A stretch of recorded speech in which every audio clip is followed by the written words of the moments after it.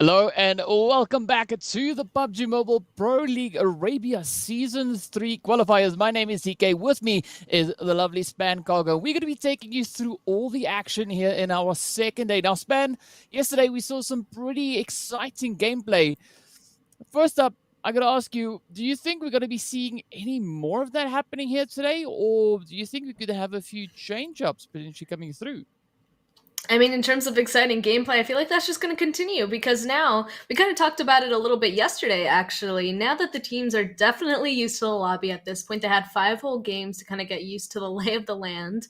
Coming into today, they should have done a lot of VOD review, and it should be even more competitive, technically, coming into the second day. So I think it's going to be even more interesting in terms of games, especially because the second day, this is the day where if you're lacking points, you really have to make them up now because you do not want to leave it until the very last day, the last 5 games, to go ahead and qualify.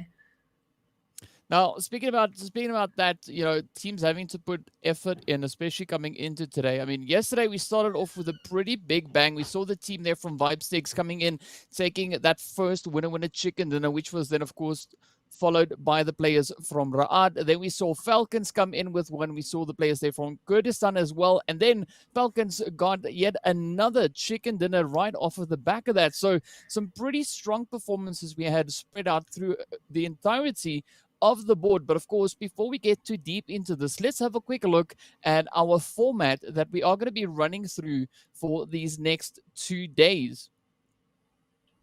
Well, we already got done with one of our 3 days there in the center. We have 2 days left. The second day being today, the next one being tomorrow, and 5 matches per day. Erangel, Sanhok, Erangel, Miramar, Erangel. You guys know the drill. And of course, the 16 teams that are going to be playing against each other to try and make it to the top 8 to go on ahead and qualify to PMPL. I mean, DK, the top 8. Okay.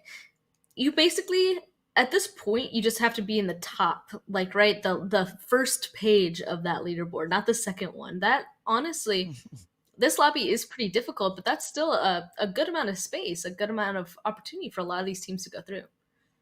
Yeah, there's definitely a lot of opportunities for teams to still step up and show us what they've got and how they can get themselves up that leaderboard. And of course, now speaking of ways to get themselves up that leaderboard, they can do so through utilizing the point structures. We can see that first place awarding the team 15 points. We're going into second, which awards them 12 points. From there on, it trickles down from 10 points all the way down to 1 point for the placement anywhere between 8th and 12th place. And of course, that 13th to 16th place, they don't get awarded any points. But what's also so important is that ever essential 1 point per elimination coming through. And we've seen teams really hitting hard yesterday. Of course, if we look over towards the Falcons, they brought in 45 eliminations in just 3 games yesterday. So that has been absolutely insane stuff.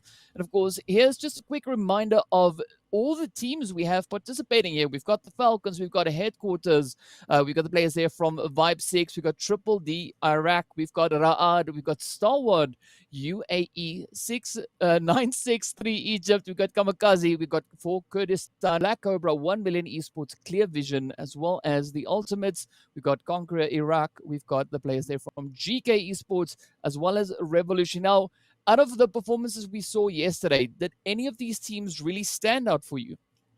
I mean, you said it yourself. The one that just immediately stands out is, in fact, Team Falcons, probably because they're holding that first place position right now with 54 kill points. The next one being 52 placement points as well for them. The next team that has the highest amount of kills is 35. So 54 to 35, that's a very big gap. So Falcons is just absolutely excelling in everything that they're doing right now. And we can actually take a look at the points in general so you guys can see exactly what I'm talking about. Team Falcons doing really well at the top. And then Revolution kind of being in that second place position. They have 31 placement points, 35 kill points. So they're the next team. They're in second, not too far away. They're also doing consistent, just Falcons are being even more consistent, if that's even possible. And we even saw Revolution, actually.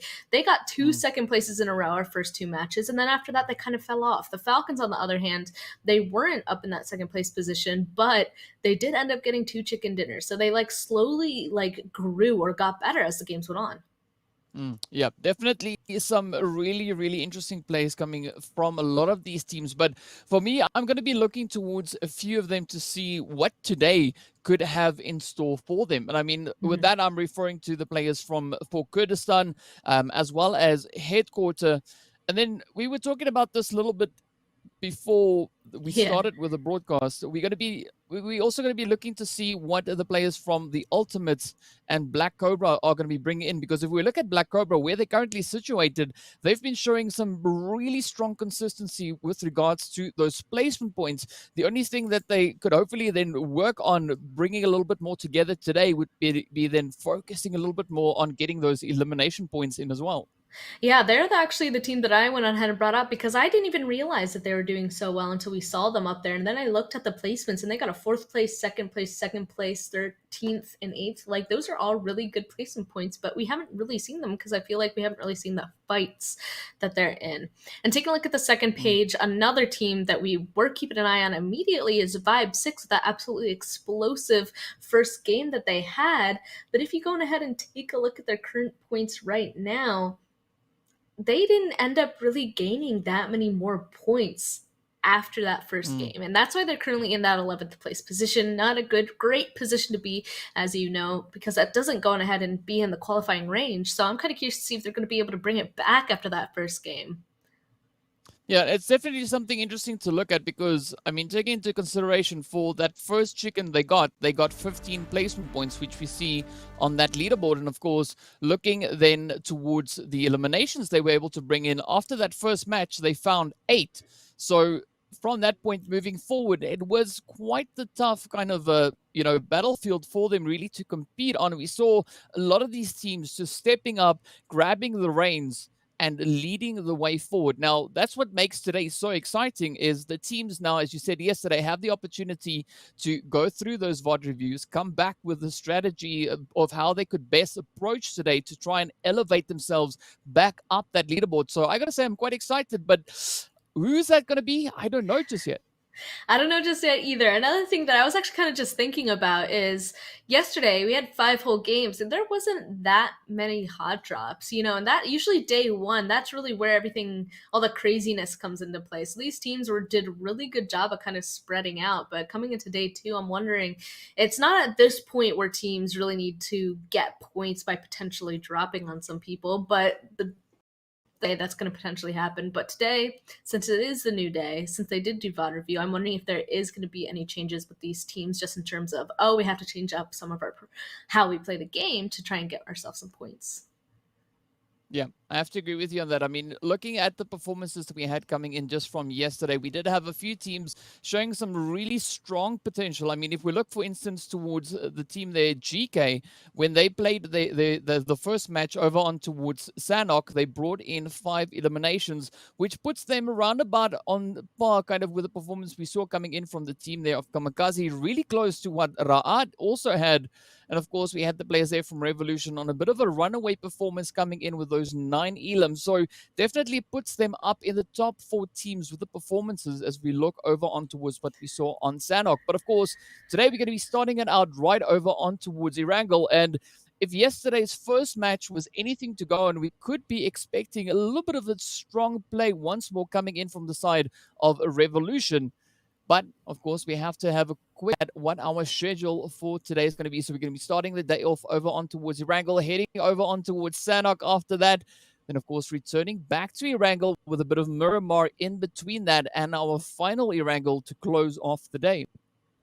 And we talked about performance on each of these maps yesterday, like kind of curious if there's going to be a standout team on a specific map. But when I go ahead and take a look at where everybody kind of had their standings, I don't really think there was a team that did particularly excellent on a specific map. I feel like the closest one would be Black Cobras getting a 4th place and a 2nd place on Erangel for the first 2. The third one, they got 8th place, which still it's not the best, not the worst. That's a good amount of points you can go ahead and grab. But they also got 2nd place for Sanhok. So I feel like Black Cobras just in general are really consistent in most of the map, it seems, except for Miramar. Other than that, I haven't really seen any patterns in terms of teams doing well on each map, which honestly is a nice sign, because that means all these teams are really capable of competing on all of the maps. Yeah, I mean it's gonna bring in quite a few interesting players. But of course, yesterday we saw a really tough flight path to start off the day. The team's really having to try and work their way through to get into that zone. As we had the flight path all the way over on towards that eastern side, and of course our first zone forming over towards that far western edge. So definitely that started off with a little bit of a complication, I think. But I'm curious to see what this first match for today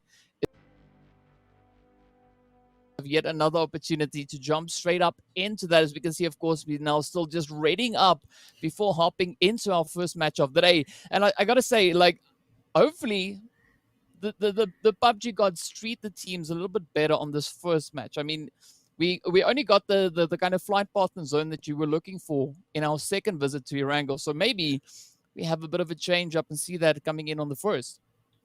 I mean, now that it's the second day as well, you know that some of these teams' nerves might be a little bit higher. So just starting off with like a nice plane path and zone is just going to make them feel better. And then I feel like the rest of the day will be pretty competitive. Of course, we do want to see those challenges. Maybe after the first map, I'll hope for a little bit more of a mean plane path and first zone, as casters usually hope for. Same with viewers. But for this first one, I kind of want to see how taking yesterday and their performances is going to translate into today, because there's a couple of options for some teams. Either, you know, the teams that are doing really well are going to come and be a little bit too cocky and kind of fall back down, or they're going to continue to absolutely dominate.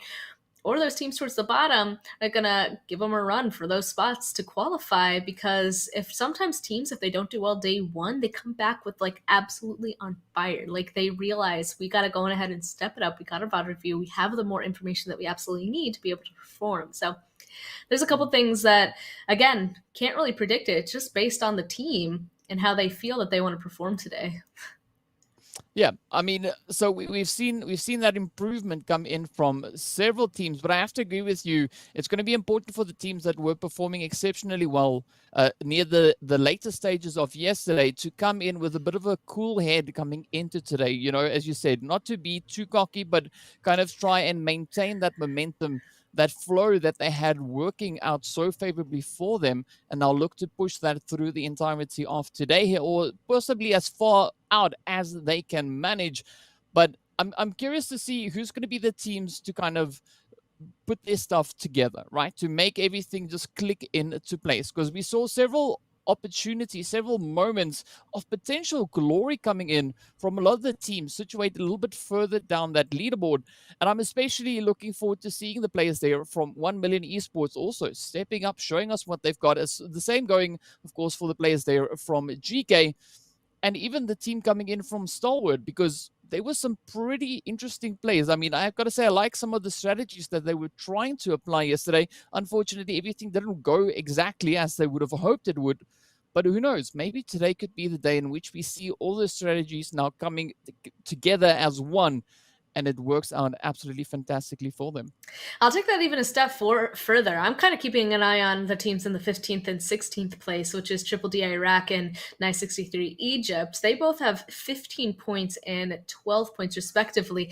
That is not that many points when you look at the overall of things. I mean, Falcons currently sitting in first with 106, so they definitely have a lot to catch up. I guess a better comparison is currently in eighth, KAMIKAZE. That's the cutoff point to qualify. They have 33 points, so 12 points to 33 points, doable in a day. Technically, yes, but in this, all the teams are still going to be playing. So that just means that Triple D Iraq, 963 Egypt, they're going to have to perform even better. And I'm a little bit surprised to see them down there, because I feel like the moments that we did go on ahead and take a look at them during the games yesterday is both Triple D Iraq and 963 Egypt, they were doing something really good, you know? Like we saw them be able to perform in the moments that we did end up going ahead and taking a look at them. So seeing them down there at the bottom, they got to go on ahead and continue to do those good moments for the majority of the games today to catch up.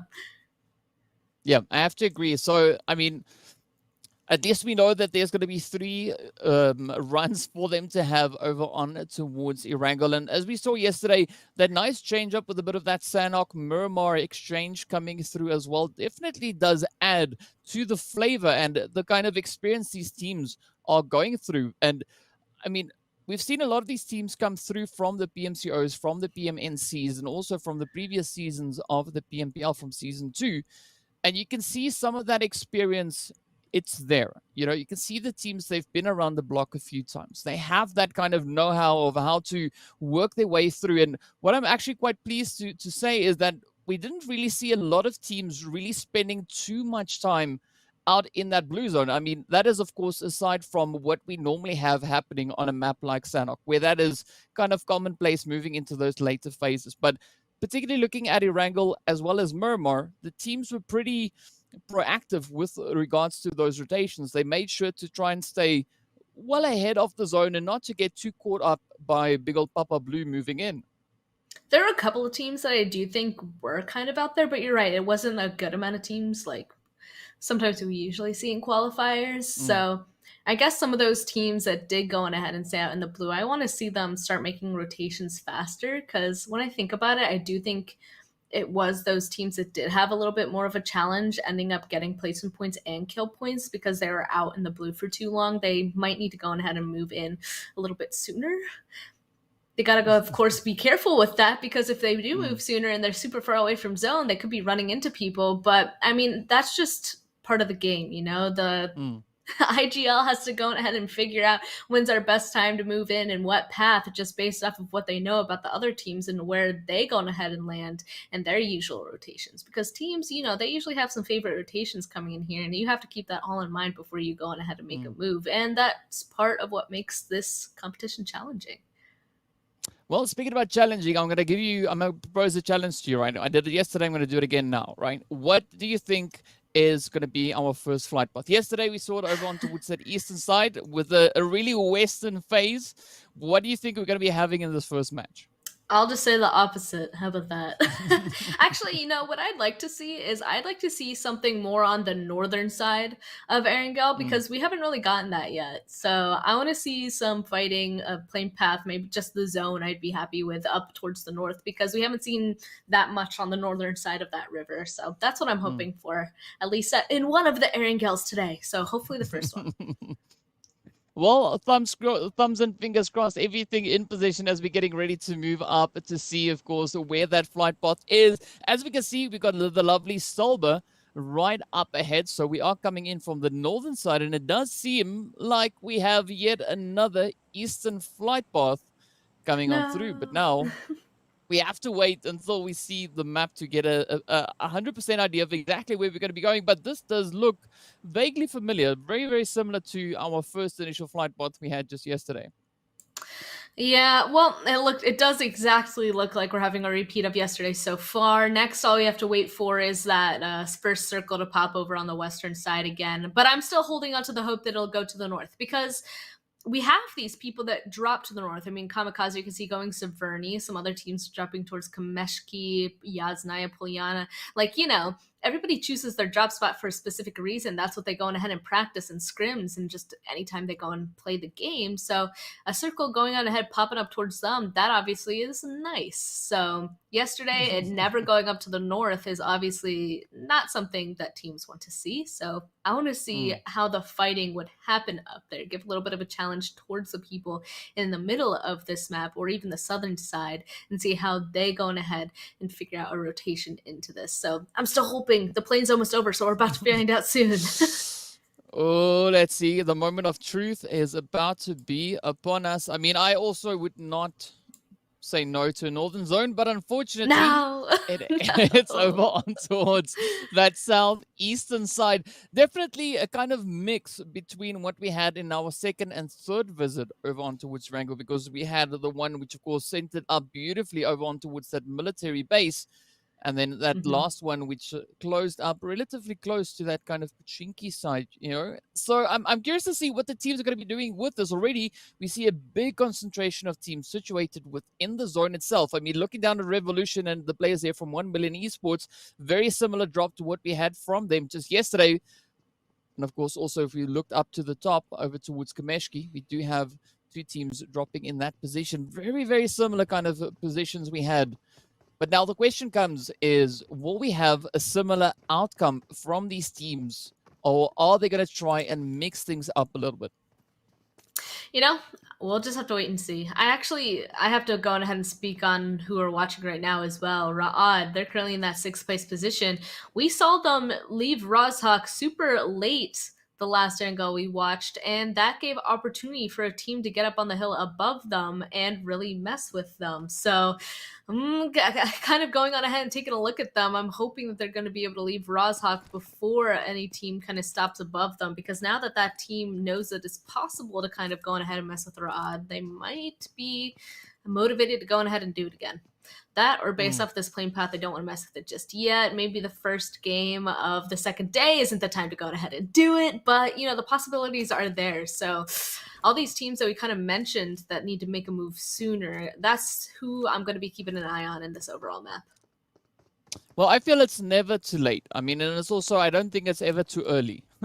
I'd like to see teams just kind of coming out of nowhere, stepping up, surprising everyone. As you know, I think that could be a good approach to take, because you know, teams kind of got an idea of what to expect just yesterday. Now, I think if one of these teams situated a little bit lower down were to step up and get aggressive within their comfort zone, right? Not go and try anything that they are not comfortable or feel too confident with trying.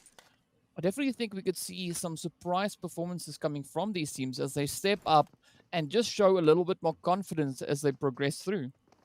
Yeah, we'll just have to wait and see. You know, it's oh my goodness.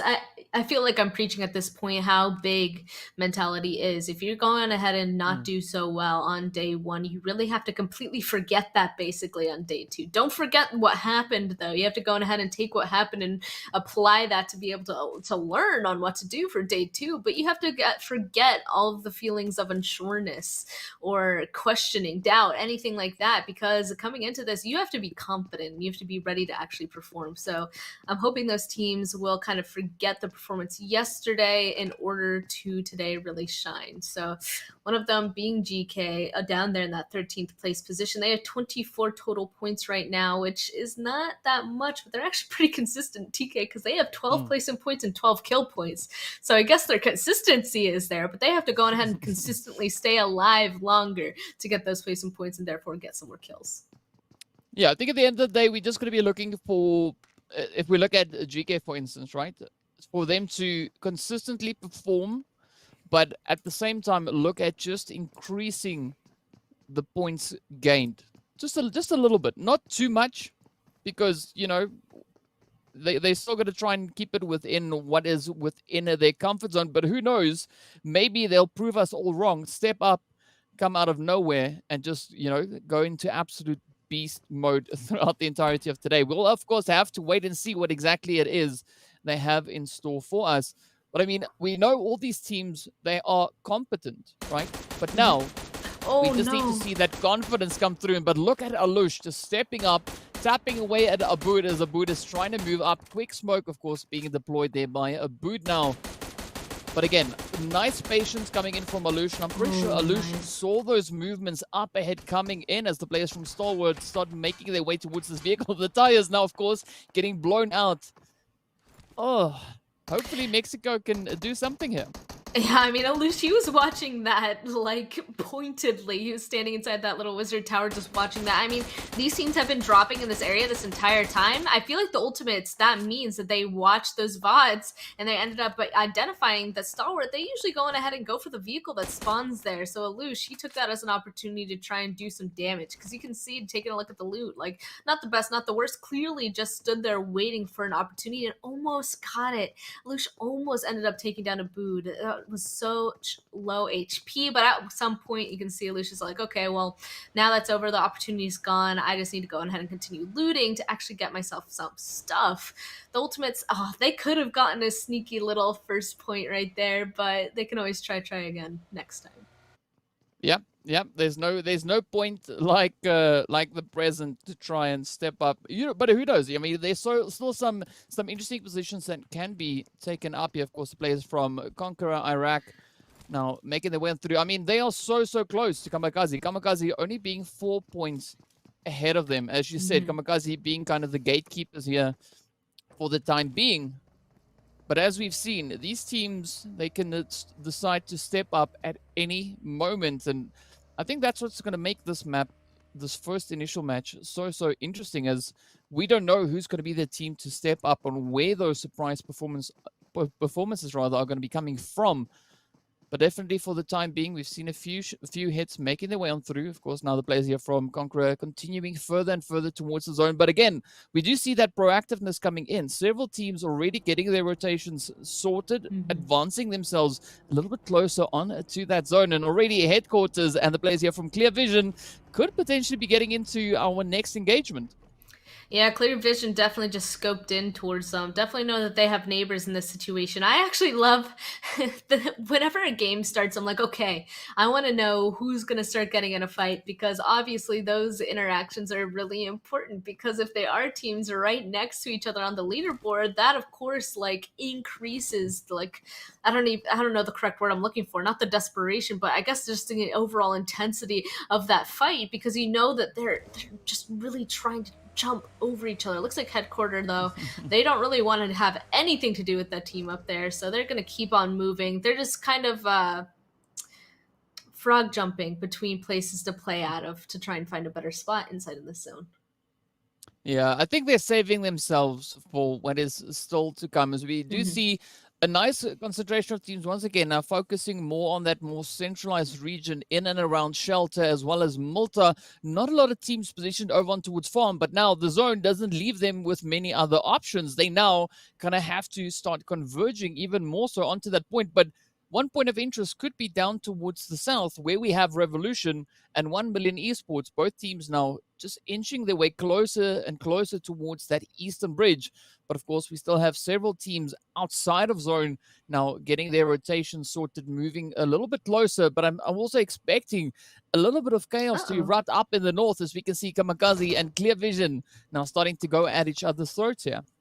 Oh, that nade. Oh, I saw it. I was like, that looks good. And it is Clear Vision, Mekity. That was insane nade. KAMIKAZE, a little bit scary for them at this point. Only 2 of them still alive. Basil. And they're completely out in the open. They're stuck in the middle of a field. If they want to go on ahead and get these reses on their teammates, that's where they have to be. Ooh. But with that vehicle explosion, it's not going to work out. There's only 1 left, and I'm glad to see him leaving, because at this point, if he wants his team to continue, he really does have to get out of there. Kind of curious. Will Clear Vision chase that, though? Well, I think Clear Vision is going to be a force to be reckoned with here, as both Clear Vision and KAMIKAZE finished relatively strong in yesterday's first match. But now we see D7 here just using this opportunity to reposition, seeing that they're the only remaining player for the side here of KAMIKAZE. And as we know, these solos, once they get into those later phases, they can cause quite a bit of problems for the teams, having strong numbers coming in there. But of course, that is still some time away. Seeing that we are now only approaching that third phase, of course, Blue Zone is starting to make its way through. And for the time being, the teams can actually afford to stay around there. But who can't afford to stay on the bridge is going to be Smoker, as the players here from CONQUEROR Iraq just lie in wait on that northern side of the bridge. And this is really an interesting rotation coming in from Revolution. I guess they didn't. I mean, the other side of the bridge is completely filled. There's already another team holding the other bridge, so they were hoping to be able to cross on this one. This one should have been safer because it's further away from the zone, but somebody else decided to camp it. I guess they figured Revolution needs to come this direction. Let's hold it. They ended up doing this a couple times yesterday, and this time it ended up working. They got themselves a little sneaky point on the Smoker. Revolution now is a 3-man. That's going to be a little bit more difficult moving on for the rest of this game, but also they still have no idea how they're going to cross, because look, 1 Million Esports is the other team holding the other bridge, and even Stalwart, they're in the compound that's closest. This entire area, I wouldn't want to make a rotation through this either, so that other bridge really was their best hope, but now they have to figure something else out. Yep, they definitely will have to try and figure something out along the way. But I'm curious to see where the rest of the Stalwart team is. I mean, we've got Abood right here as well as Mexico. But now, of course, we're still to see where Easy and Van Kid is. Because this could be a really interesting approach if 1 Million Esports decides to push a little bit more aggressively from this position forward. As we can see already, the rotations and the spread starting to come through from the side there of 1 Million. I mean, the players there from Stalwart, they don't really have the reinforcements or the backup in position just yet if 1 million decided to push on forward. Yeah, they have an insane split right now. They're waiting for this next zone to pop, and then they'll probably go on ahead and condense back into one area. And I feel like they should go on ahead and choose the teammates that are in the very center of this map right now. So that means 1 million Esports might be able to take where Mexico and Abood are right above them to the northern side. And then that finally might be the rotation that Revolution needs to actually get across. So you can see them kind of playing near the water right now, too, trying to figure out a way to cross. This is going to be a really hard rotation, though, for everybody more on the northern side of this map, because they're all together in what used to be the center of this area, but now they all have to shift a little bit over towards the western side. A lot of this map being in water as well is so difficult. We can already see the shooting happening on this eastern side as people are rotating by each other. Yeah, it is going to be an absolute bloodfest right there on that eastern front. As we can see, Malta is not particularly a spot where you want to be if you're looking to survive into those later phases, because the team's really now starting to congest onto that front. But here we go now. The players from Ra'ad looking to set themselves up in towards this farm region. But in the meanwhile, the shots definitely starting to fly, as we can see over on towards this eastern side. This is where the players now from the Ultimate and Triple D find themselves in a little bit of a tricky position. A little bit of a spread also coming through there, as we got that 2-1 split for the players of the Ultimates. But Triple D, they're not settled in a position just yet as they continue to push a little bit further forward. You're trying to utilize that hard cover as they make their way on in. But look at this now, 1 million also out in the open. The Ultimates, they could really be utilizing this hard cover if they so choose. And it looks like, I mean, they are. This is where they dropped. I would like to point out, this is where they dropped, this is where they loot, and they haven't moved whatsoever. And now they're on the very edge of this zone, and everything in front of them is already filled. And that's kind of a difficult place for them to be. And obviously, they didn't want to move too early because they were inside the zone. Why move if your drop spot is in a safe location? But now they are on the very edge of the zone. The chances of it coming back towards them are pretty slim, and there's now people kind of contesting them for their location. That's a pretty harsh spot to be getting out of. But people like Headquarter here have it a little bit worse in that they have nothing. They didn't have their drop spot be inside of these zones, and we can see that they're still outside of the zone. They're kind of waiting for the blue to get a little bit closer before they make a move. And with that waiting, the teams usually do that because they're hoping that there's be fights happening inside the zone that'll make them have a higher placement and therefore get more points. So they're just going to be a little bit patient out here outside the zone for now while that blue zone is still slowly approaching.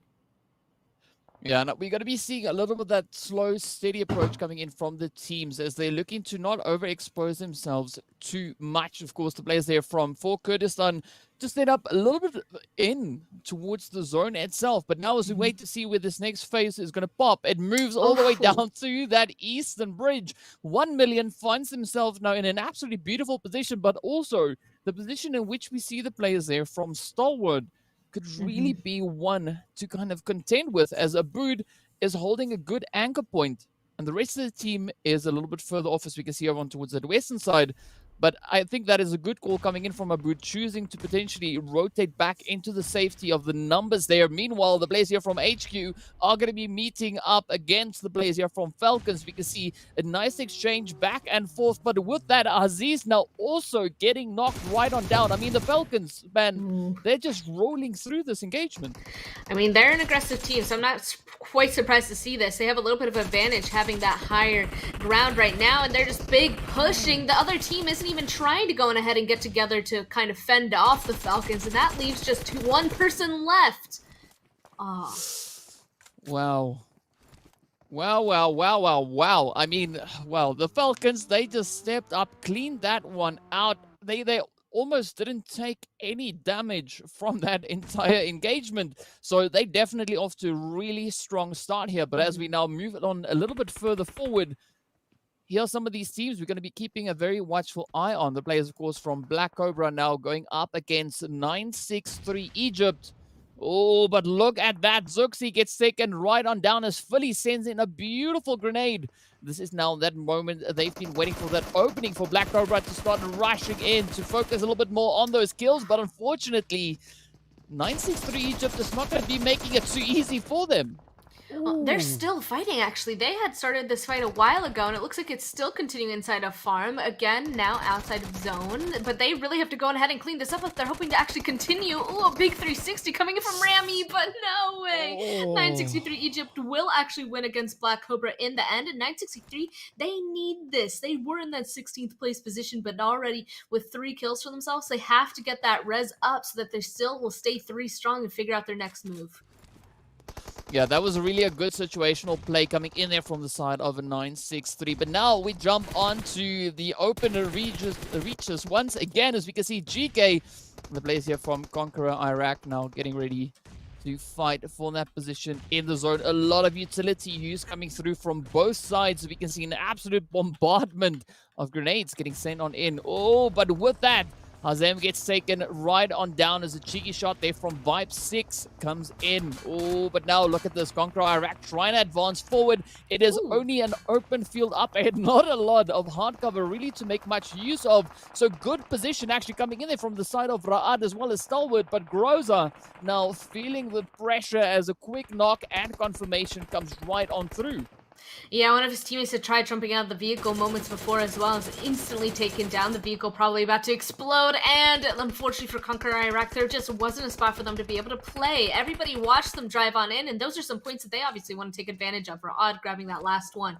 Taking a look at this overall map, though, it's about to pop once again. There's only a couple teams up on the northern side that are having a little bit of trouble, but otherwise every single place that is playable is kind of filled, except for around where 1 million Esports is. They decided to kind of leave the compound that is now inside of zone to hold Revolution out on the bridge, and I'm kind of surprised by that decision. I mean, they could potentially get more points if they stay in that center compound, but instead they're focusing on just taking out Revolution for now. Yeah, that is a little bit of a rip there, as we can see, of course, Revolution. They still have a few numbers up as the shots continue to fly on through. 1 million now, getting one of their players knocked out in that exchange. But of course, if we look at what's happening on the screen as well, the players here from 963 Egypt now trying to make a play coming in from that northern side. We see the Falcons just on the edge of zone. Beautiful hit coming through with the AWAM there on towards Damar. A beautiful, consistent tap now from Zaxi as Damar gets knocked right on down. But of course, the players here from 963 Egypt put on a little bit of a back foot. They've got quite a bit of ground still to cover to make a good stand in that zone. But it's going to be an absolute minefield for them to try and cross to get into the safety. Exactly. Especially since this entire northern side is just a big field. They do have a little bit of a hill here that looks like 963 Egypt is actually going to take advantage of. There we go. Perfect place to kind of play out of. The only thing they have to worry about is Stalwart right beside them. And oh no, oh my goodness, here comes Ra'ad and their rotation as well. They're both going to be fighting for this little hill, it seems like. But for right now, the smokes is enough cover for them. But Ra'ad, it's not good for them. Falcons will be eliminated in the meantime. You can see, wait a second, I think Never Alone actually ended up taking him out with some nades. Look at that. Wow, I mean, that's a beautiful grenade. Just sorry it came from the wrong side, but either way, that is just the way the cookie kind of crumbles for the time being. Now we see the players here from 963 Egypt still just looking to fortify their position up in on the edge of zone here. Of course, Vibe 6 up ahead, still looking to find that way in. We got KAMIKAZE also sitting in a very similar position, but of course being reduced down to only 1 remaining player. We got the team now from Ra'ad looking to make a bit of a comeback here, but it does seem like they're struggling to get a strong footing in this region. I mean, it's completely out in the open. There are 2 compounds in this zone, but otherwise everything is a big open field. Nice shots coming in from 963 Egypt players here, making sure that nobody on the western side can continue to come in, but they can't quite see all the fighting that's happening over there. That's why it's so hot. I mean, at least, honestly, Ra'ad were able to go ahead and find something to play out of. They're right beside the other compound. It's really that team that's smack in the center that's kind of feeling themselves, but I only hope that they can get themselves some kills as well. I want to see this tap, though. I want to see him actually be able to get a knock while we're spectating him as KAMIKAZE currently goes down.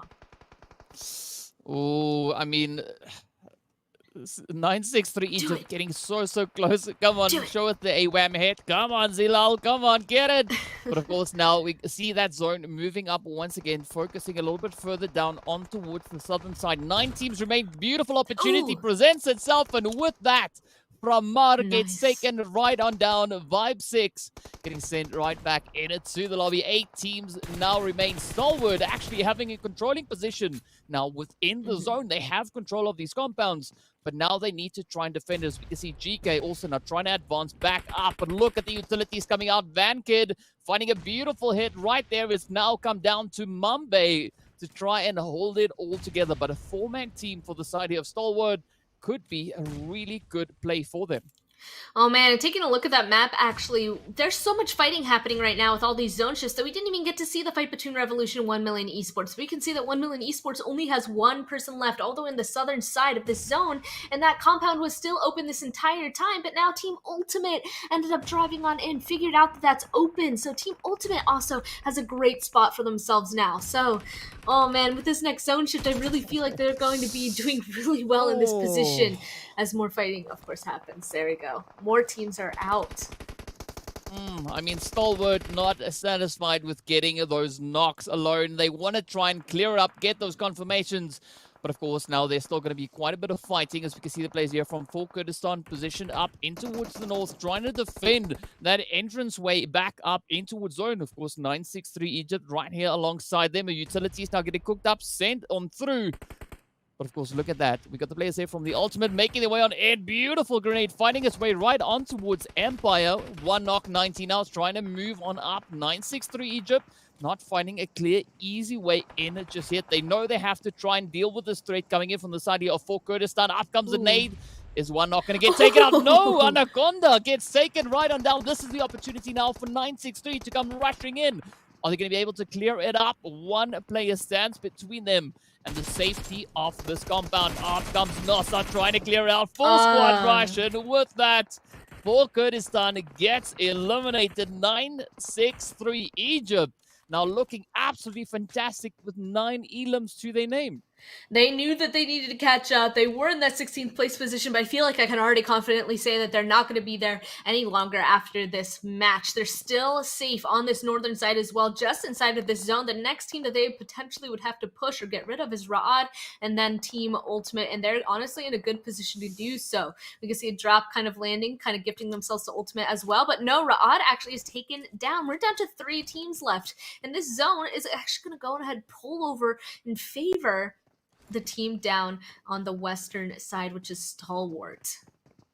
But Spam, this is exactly what we wanted to see. We wanted to see the teams positioned lower down on that leaderboard, stepping up and giving us an absolutely beautiful performance. And that is exactly what we get coming into this first match. Yeah, we got the players here from 963 Egypt now looking to hold on, trying to push up. They don't have that clear position in zone just yet. The same could, of course, be said for the players here coming in from the side of the Ultimate. But now the pressure lies on the shoulders of Stalwart to try and defend the zone to their best abilities. It is not going to be an easy one at all. But, of course, easy is going to try and make it look easy. Yeah, I'm like, I like this. Stalwart, they're not just going to go ahead and sit back inside of the compounds that they already have. They ended up sending Easy out to try and make it even more difficult for 963 Egypt to get over there. I mean, honestly, it was already a difficult place for 963 Egypt to kind of play out of, but now that Easy is there tossing some nades on the other side of the small little ridge that 963 Egypt would have, that makes it even more difficult for them. But only hope, though, is that Easy doesn't get caught out by 963 Egypt or Team Ultimate, because otherwise that would be a pretty bad situation for Team Stalwart. But now the blue zone's upon them. Now they have to go on ahead and make a move. Easy was able to kind of just sit back and relax for now. But all 3 of these teams, I will say, need to get these points, because the Ultimates are the only ones that are in the highest spot right now, and that is 10th place. That's not in qualifying range. And then Stalwart 14th, 963 Egypt 16th. So this is an intense game ending. All 3 of these teams know that they need to get this chicken dinner. Oh, this is going to be a really tough one, as we see Blue Zone advancing its way forward, forcing the hands of these teams. But Easy just holding that position, trying to get those utilities in. But in the meanwhile, VanKid gets knocked right on down. Zuxi now trying to bring in a bit of suppressive fire there, but Easy just staying cool, calm, and collected, not budging just yet. But this is now the opportunity for 963 Egypt to try and push on forward. Nossa gets spotted out. Mexico taking a little bit of damage in the exchange, quickly trying to regain a little bit of health, putting it back up into the health bar there. Of course, the Rez is now trying to come through the place here from Stalwart, trying to keep their numbers up and in fighting form. It is a 3v3v4 moving in to this second to last phase. 30 seconds remain on the clock. Then we're going to enter that 9th phase, and then there will be no more chances. The teams rather now have to make the call. Look at this play coming through. I mean, we still can see that A-Ram shot come in. Oh, but down they go. Mexico finds the head. Alush now also getting picked up in the process. With that, chaos now ensues. As the ultimate gets taken right on down. It now turns to 9-6-3 Egypt. And Stalwart, up comes Easy. Tries to pick up the first few shots. Takes quite a bit of damage in exchange, though. Oh no, Easy ended up being able to push up, but it was a little bit too late. The rest had come through, so he was only able to go ahead and go for a re-knock. I was actually really impressed with this and what Stalwart is doing, because they're able to take out an entire person. No way! No, I think they turned it around. 9-6-3 Egypt ends up getting 3 knocks. There's only 1 person left for Stalwart while everybody else is bleeding out right now. That is not looking good for them. They had this advantage, but as they're trying to cross over, 9-6-3 was able to turn it around. This is not looking good. Easy had to stay alive for Stalwart, but he was taken down, and now it's Van Kid left. Oh, this could be the turn that 9-6-3 Egypt was looking for. Van Kid now trying to hide behind the van. Up comes the push. Now it's 9-6-3 Egypt. Move up and claim the victory here. Taking home the winner chicken dinner. Absolutely fantastic performance coming in from them. That is what we wanted to see. And boy, did the teams deliver here, Span. I mean, they had 9 kills before they even got to those last fights there. So we knew that 9-6-3 Egypt were already on a mission to get themselves out of that last place spot. And then they go ahead and win it. That is insane. I feel a little bit upset because Stalwart, I do feel like they had the opportunity to win that as well. But since they had to deal with the ultimates as well, that ended up them being in the 2nd place position. But let's take a look at those overall, ZK, because that was a sick game. Absolutely insane game. Of course, we are looking at that 2nd page. First up, as you can see the players here from headquarters, Black Cobra is sitting at the lower side of that. Of course, Triple D Conquerors up ahead, sitting on 2 points apiece. Of course, the same can be said for Vibes as well as GEEKAY. KAMIKAZE coming in on 3. Revolution sitting there with 3 elims to their name, putting them on a grand total of 4 points. So definitely quite a bit of a change around from what we saw coming in to that first match yesterday. But now as we look at the front page, this is absolutely amazing for the team starting off this day. I mean, this is what you want to see. You want to see the team from 9-6-3 Egypt come in with a 28-pointer. Of course, Stalwart coming in with 25. Both teams sitting on 13 elims apiece. Span, that is what we want. That is how you get your butt out of the lower end of the leaderboard and up onto the top side where you want to be. Definitely. I mean, I don't really have anything else to say, but definitely. It looks like they're also kind of giving the Falcons currently are winning in terms of how many points per single match, I believe with 31, but Egypt, Stalwart, 28 and 25, nothing to scoff at whatsoever. And I mean, we'll be able to see that overall leaderboard after the 3rd match and see just how far they're able to climb after that, after even just the first game. But all I can say, I can comfortably say that they're no longer in 14th and 16th. Yeah, I 100% believe that. I mean, some really, really impressive performances coming through, and I'm excited to see what the rest of the day will have in store for us. Of course, speaking of which, we are going to be jumping into a quick break, after which we'll come back with a little bit of that Sanhok action. Stay tuned. See you guys in a few minutes.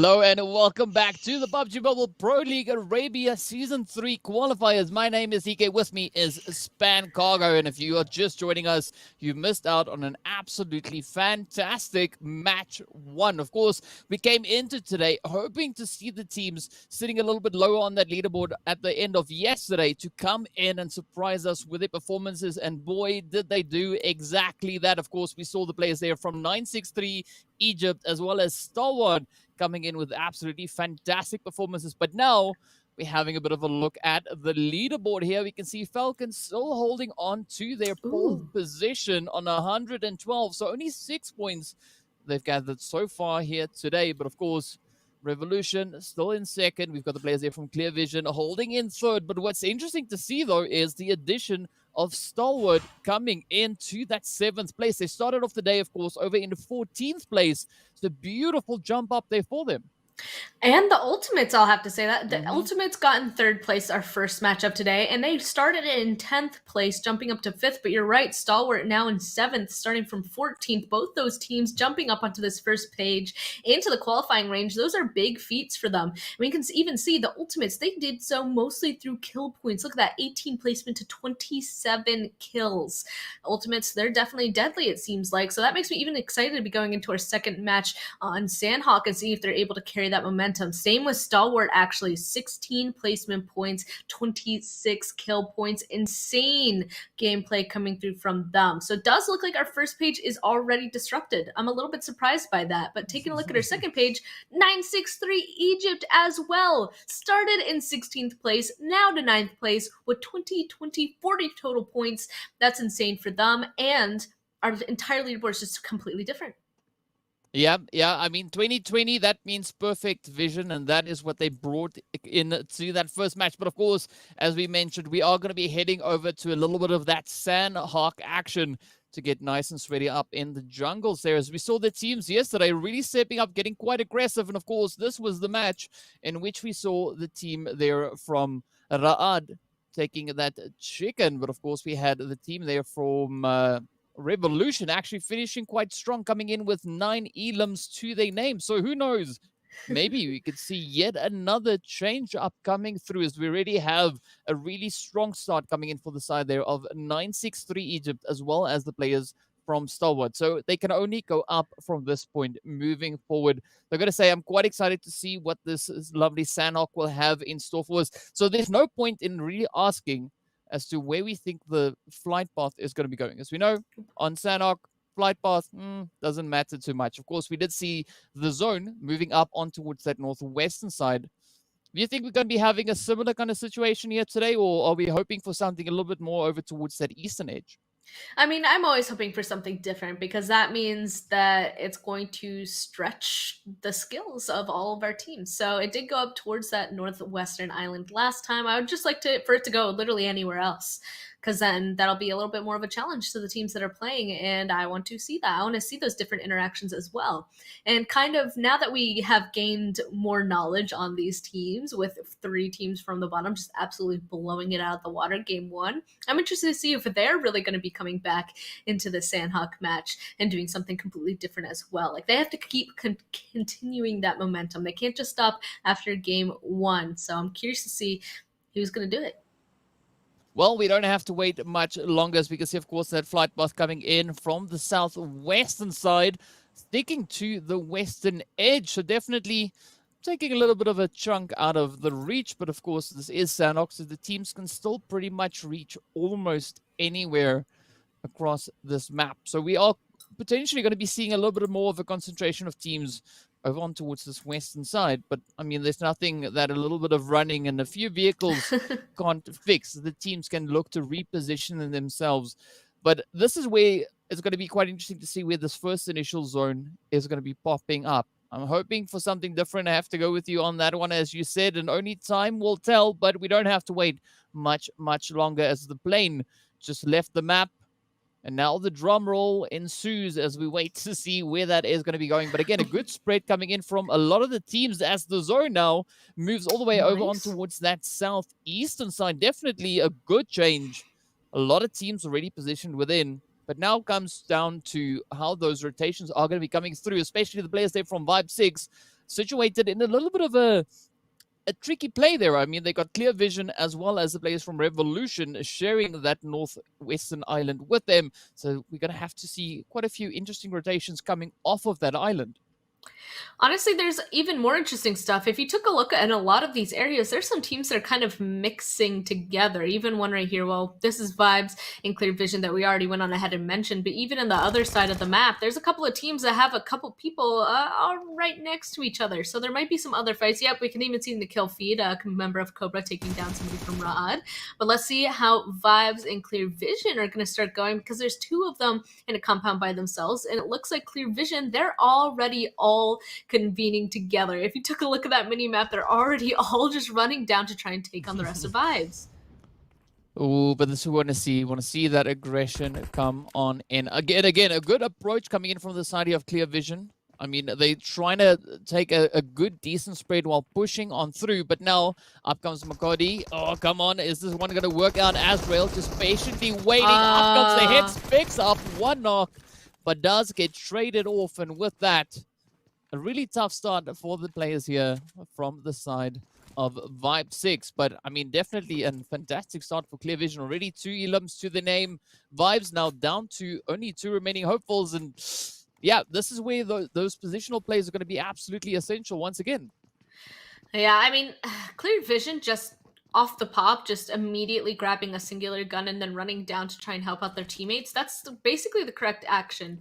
So the other members from Vibes, a little bit too far away to be able to run on over and help out their teammates. That's going to, of course, hurt, because one of the biggest rules, in my opinion, of PUBG Mobile, or any game, honestly, like this with teams, is to try and preserve life. Preserve your teammates' life. So if your teammates is in danger, especially this early on, you should just grab a singular gun and just run on over there and try to help them out. Yeah, I mean, especially on a map like Sanhok, it is quite easy to get closer, much faster, seeing that there's not a lot of distance really to cover. But now it all comes down to what the teams are going to be doing with these positions. So you can see Triple D as well as the players there from Stalwart finding themselves relatively close together. There's still a little bit of distance in between them. But of course, Fox just taking a bit of caution here, not looking to get themselves sent back in the early stages of this match here. And I mean, hopefully this works out. Yesterday we saw them finishing up in that 10th place. Hopefully things go a little bit better for them this time around. Of course, 1 million Esports also going to be looking to improve their finishing. They finished, well, their end position, whatever. The spot they end up in, of course, on this map. We saw them taking 7th place with 4 elims to their name. So now it all just comes down to how they make their way through and find a good position coming into this first initial phase. Of course, players here from CONQUEROR Iraq now.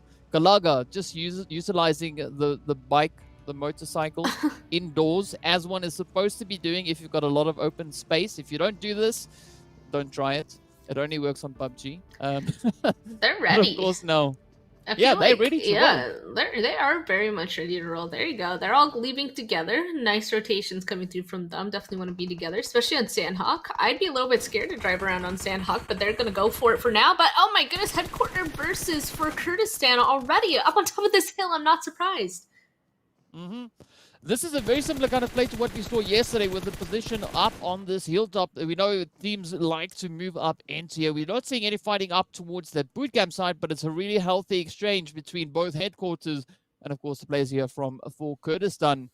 But now look at Cobra just holding that position up ahead. Rip just patiently waiting. A little bit of a sneaky snake coming in there from Rafi Cobra, but up comes Rip. He is not going to be waiting around for too long.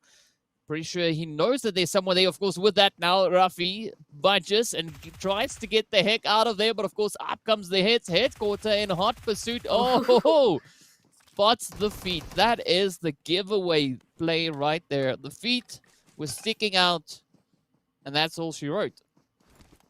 Yep, and that's going to be it for Headquarter. I believe, isn't it Headquarter that drops Boot Camp? So instead of for Kurdistan coming up there and bothering Headquarter inside of Boot Camp, Headquarter got there first, and they got the jump onto for Kurdistan. So getting 2 down, that means that there's only 2 of them left. That's going to be pretty difficult to kind of continue the rest of the game. They're going to have to be playing a little bit more passively. Headquarter, they're definitely happy with that. You know, they got the 2 kill points. They got the start of chasing off that team from pestering them ever again. They're definitely set, and they can continue on with their rotation to play the rest of the game pretty easily.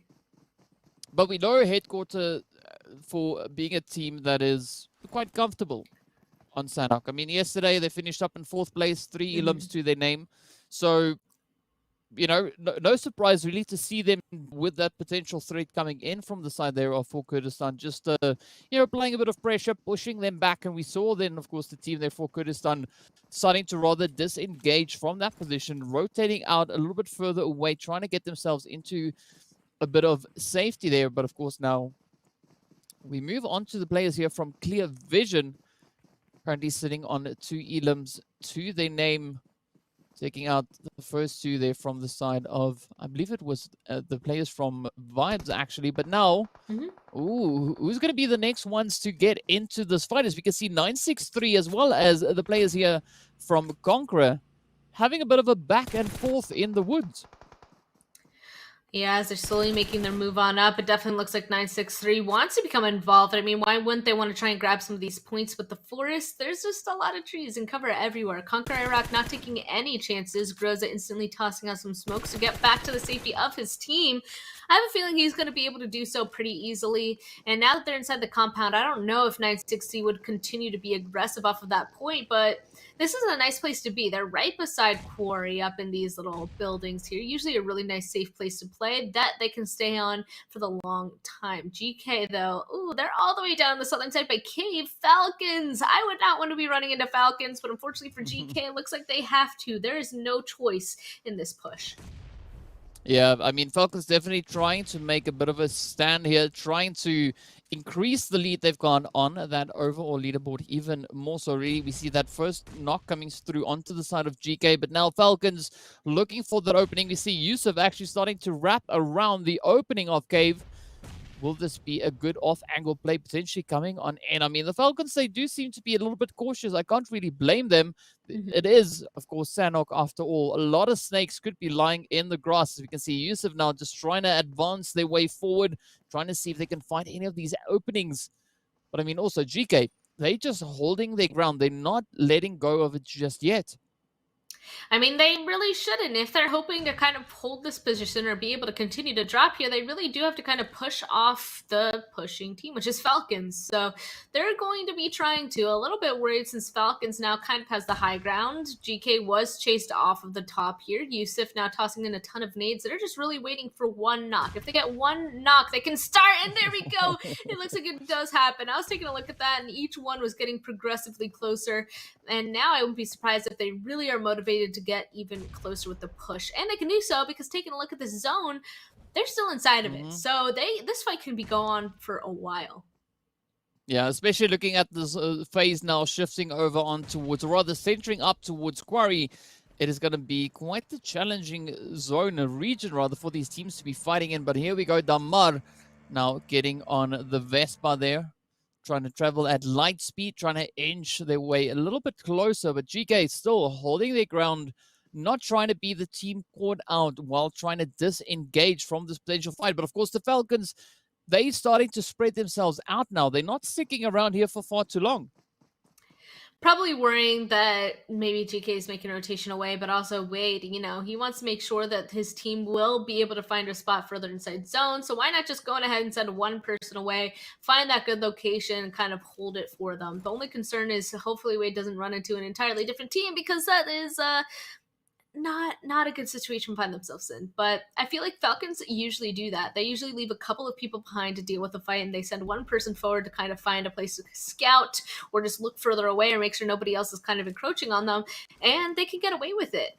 For some reason, even with them just being 3 people to take a fight, it's just as effective as if all 4 of them were there. They're just very capable of taking fights together. Their team fighting is just impeccable, basically, from what we've seen so far.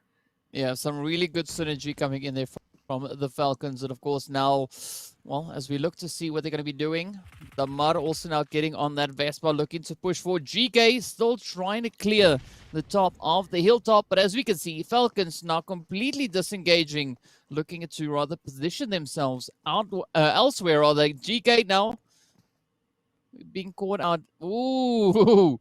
And a bit of an interesting play there, as we do see a nice little jump coming off of the ledge. Fortunately, no health being lost off of that. But of course, now we wait to see where the rest of the teams are going to be going. Revolution now making their way up on towards boot camp.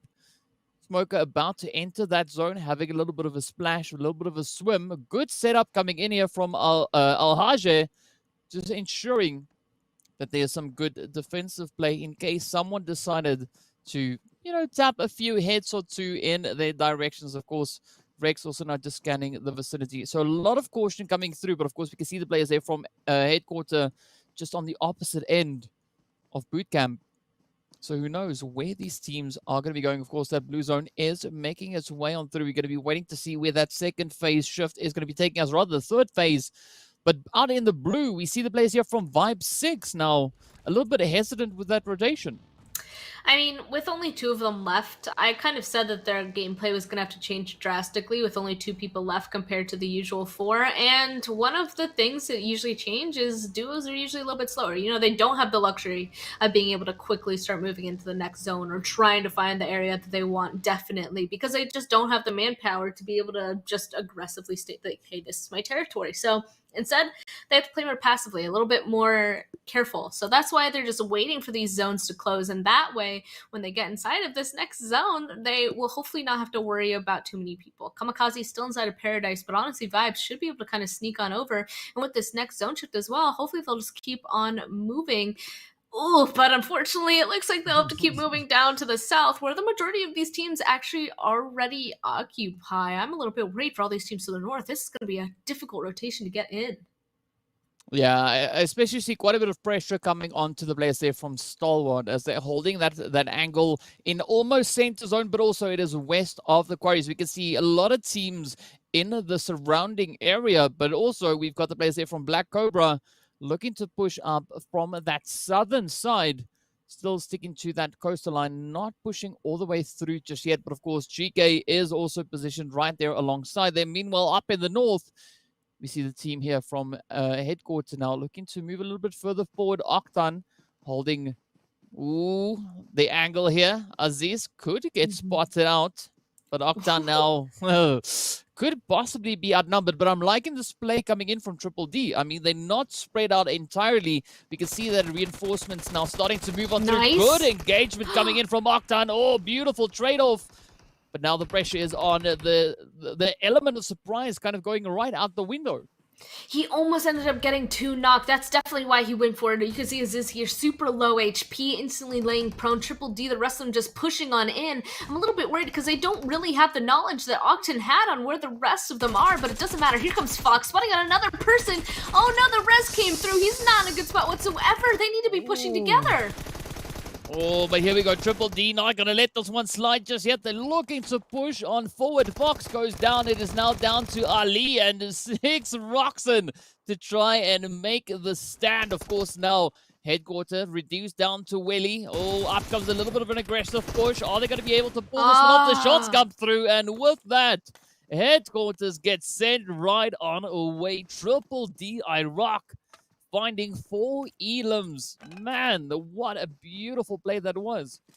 It really was, especially because once again, Triple D, they're the next team that's kind of towards the bottom of that leaderboard. So they really needed this fight to work out, and I was a little bit scared for a while there, but they did that pretty well. They only lost 1 person, which is Fox. That's an unfortunate loss, but 3 of them still alive is still doable to play the rest of the game. You can also see Kamikaze, though. They ended up making a lot of noise. Are we surprised to see somebody trying to push towards the fight? No, because that's what Sanhok does. But Triple D, they have to go ahead and continue to get ready, just in case Kamikaze is going to come any closer, and that made me a little nervous. I'm like, Octan better not run any further, otherwise he's gonna get what is the word I'm looking for? Karma, because he was the one that was hiding, and now the other one's hiding in this situation.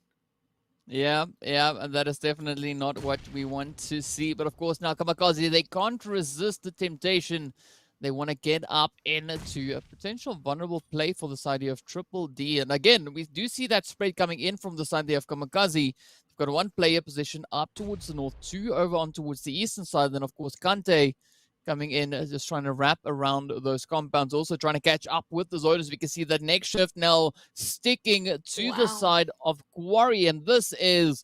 Oh, Span, this is going to be a really tough one. I mean, like, getting into the bowl of Quarry is easy. The problem lies in getting out of there.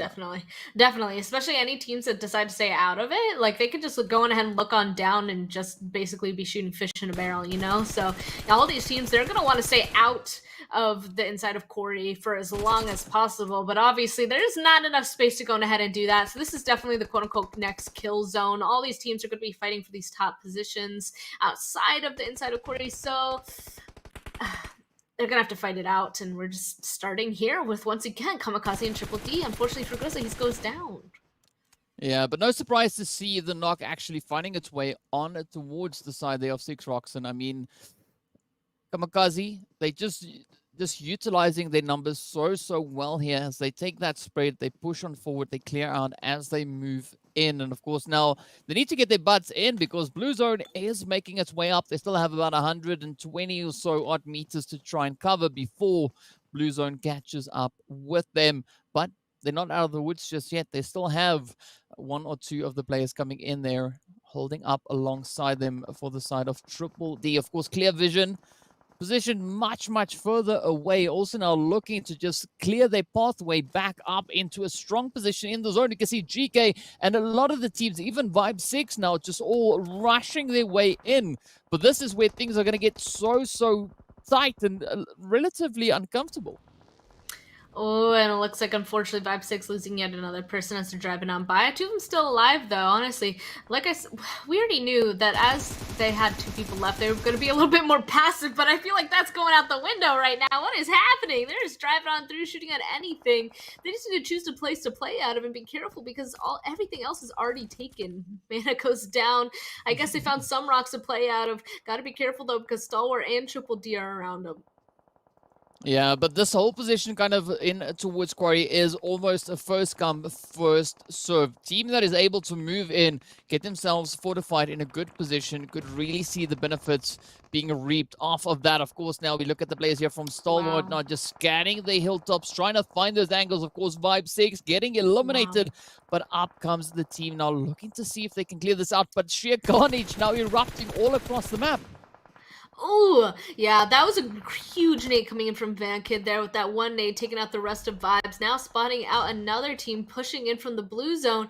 They have a really good opportunity to get a lot of kills from people moving around them, but unfortunately, they now have to figure out how to move to the east as well because this is a hard eastern shift. For Kurdistan goes down as well. Big fight happening up here. We knew that the fight up on the north was going to happen, and oh no, blue zone is going to strike again. This doesn't look good for KAMIKAZE either. Only one person currently up for now. Oh, definitely quite a bit of a challenge, of course, as you pointed out, that eastern shift moving up beautifully in favor of the players there of 1 million esports. But look at the carnage up in the blue, the kill feed rather, as it just keeps on ticking away one after the other. Of course, now Revolution forced to make a play in the blue. It is now up to Smoker, but of course, if you can see, he's got a ton of bandages to try and utilize, but as we get into these later phases, the bandages just won't be cutting it. You're going to have to utilize those med kits. Of course, now slow, steady tap coming through on to Triple D. Up comes Rex, trying to creep in behind them. Blue zone now continuing to move on forward. A quick utility getting sent out, trying to find its way in. A few cheeky shots comes in, and with that, of course, now Rio picks up Rex in the exchange. Beautiful play coming through from the side there of KONQUEROR. But of course, now the teams still have to make that push in. And KONQUEROR and 1 million just capitalizing on the opposite end of that quarry. KONQUEROR being able to clean up those other teams across, that is definitely a nice situation for them. Look at that, 7 kills for themselves already because they were paying attention to all the fights happening around them. The zone once again going down to the south, and they have a plan. They're sending their vehicles down inside of Quarry finally to provide themselves a little bit of cover and get just to the edge of this next zone. Looks like Revolution won't be able to try to do that though. They'll be the next team eliminated. I think there's only like 2 teams and even close to this next zone. I don't think there's anybody really really inside of it for right now. Yeah, it does seem like it is going to be Conqueror, and of course the players coming in there from the side of 1 million. But 1 million are also focusing their efforts onto the side here of 963 Egypt. As you can see, the teams now starting to drop like flies. We are down to only 5 remaining teams to try and clear it out, trying to get up in towards that winner chicken dinner. 1 million Esports. So you can see Zakaria now trying to quickly apply a few of those meds before rushing forward, knowing no. what dangers lie up That's ahead. it. But look at the shots. 963 Egypt coming in from the side. But of course now Iraq, or Conqueror Iraq rather, turning their attention right towards them. And this is just going to be a continuous back and forth picking going on here. Not a good situation whatsoever. We can see the 963 now in a little bit of a difficult spot. We can see that 1 million Esports slowly bleeding out. Conquer Iraq, a great spot, honestly, to hold people out. That's what they're trying to do. They've already done that already. That's how they have so many kills. And they have a spot just inside zone. It's still these two teams down to the southern side that do technically have the better position, but now that there is two teams to the south, they're going to be taking each other out, and that'll just give the opportunity for Conquer Iraq to finish it up. Of course, now 1 million Esports trying to show some dominance here as they just picking off players left and right. Of course, Falcons still in the mix, coming in from that southeastern side. But with that 963, Egypt gets eliminated. It is now down to Falcons, Conqueror, as well as 1 million. But of course, Conqueror still rocking a full squad as they're now just trying to get those numbers back up into fighting form. But Falcons not going to make it too easy for them as they continuously looking to apply the pressure. 1 million Esports does have the advantage, though. It's Falcons that has to run out into the open to even try to get inside this next zone. A big road in front of them. Ooh, some nice damage coming through. Nice use of utility as well. Those smokes should have provided them a nice entryway, actually, into this next zone. But, of course, Conquer will be able to get a knock onto one, and it looks like a flush. So, Yusuf, the last one up for Falcons, he's going to have to play this a little bit carefully, but he might just be able to do something here. Now, as 1 million Esports is getting pushed by Conquer Iraq. Oh, up they come, moving in for the kill. Conqueror having full numbers as they move on in. Groza does get taken right on down. Oh, beautiful trade-off coming in. 1 million Esports not going to be letting them slide on through just yet. Galaga now on the off angle, trying to make this play, but up comes a beautiful grenade from the side there of Yusuf. Falcons not out just yet. It's still just reminding the teams up ahead who is here. With that, we are now down to only 5 remaining players. 2 for the side of Conqueror, 2 for the side of 1 million. And then, of course, Yusuf there for the side of Falcons. But the zone now shifting right up in favor of Conqueror. So 1 million and poor old Yusuf there. They're going to have quite a challenge trying to regain some ground in the zone. And I have to say, I like the split that Conqueror is doing right now, right? They're watching both sides before the people are coming in. I am just a little bit worried because that's basically them admitting, or, you know, they have to go ahead and be fighting 2 teams. So Riva, he's going to have to be playing a 1v2 against the 1 million Esports, and Kalaga, he's going to be having to watch for Yusuf from Falcons. And kind of splitting your attention like that isn't always a recipe for success. But Riva, being able to kind of push around this rock, it looks like he will be able to get a knock on a 1 million Esports now kind of committing to the blue zone. I'm surprised Yusuf hasn't stood up just yet, but it's because he's actually taken out by Kalaga. 1 person left, and that's it. Conquer. That was a great game for them as well. Yeah, I mean, of course, Conqueror is now stepping up, wanting to prove themselves, and they surely delivered. I mean, looking back at yesterday's Sanhok, they finished off in 13th place, coming in with only 1 elim. Now, this time around, completely turning the table around, coming in with such a strong finish. And that, of course, is what we've been waiting to see. We had that happening over on Erangel. Now, we see that happening right here on Sanhok as well. So, absolutely fantastic day 2 for a lot of these teams, and I'm so excited to see what the remainder of our matches will have in store. But of course, we are going to be firstly jumping in to those match standings to see how many points the teams were able to bring in after that. And of course, Conquer Iraq finishing with those 12 elims to their name, putting them on a grand total of 27. But of course, 1 million Esports and Team Falcons there putting in a really valiant effort, finishing on 7 elims apiece, putting them up on 19 and 17 points respectively. Yeah, I mean, honestly, at the very end there, I couldn't really tell who was going to take that one. Conqueror Iraq, 1 million Esports, or Team Falcons, because there was a 2-2-2 situation there. I mean, Falcons, as a solo, he could have gone on ahead and kind of taken advantage while the other two teams were fighting.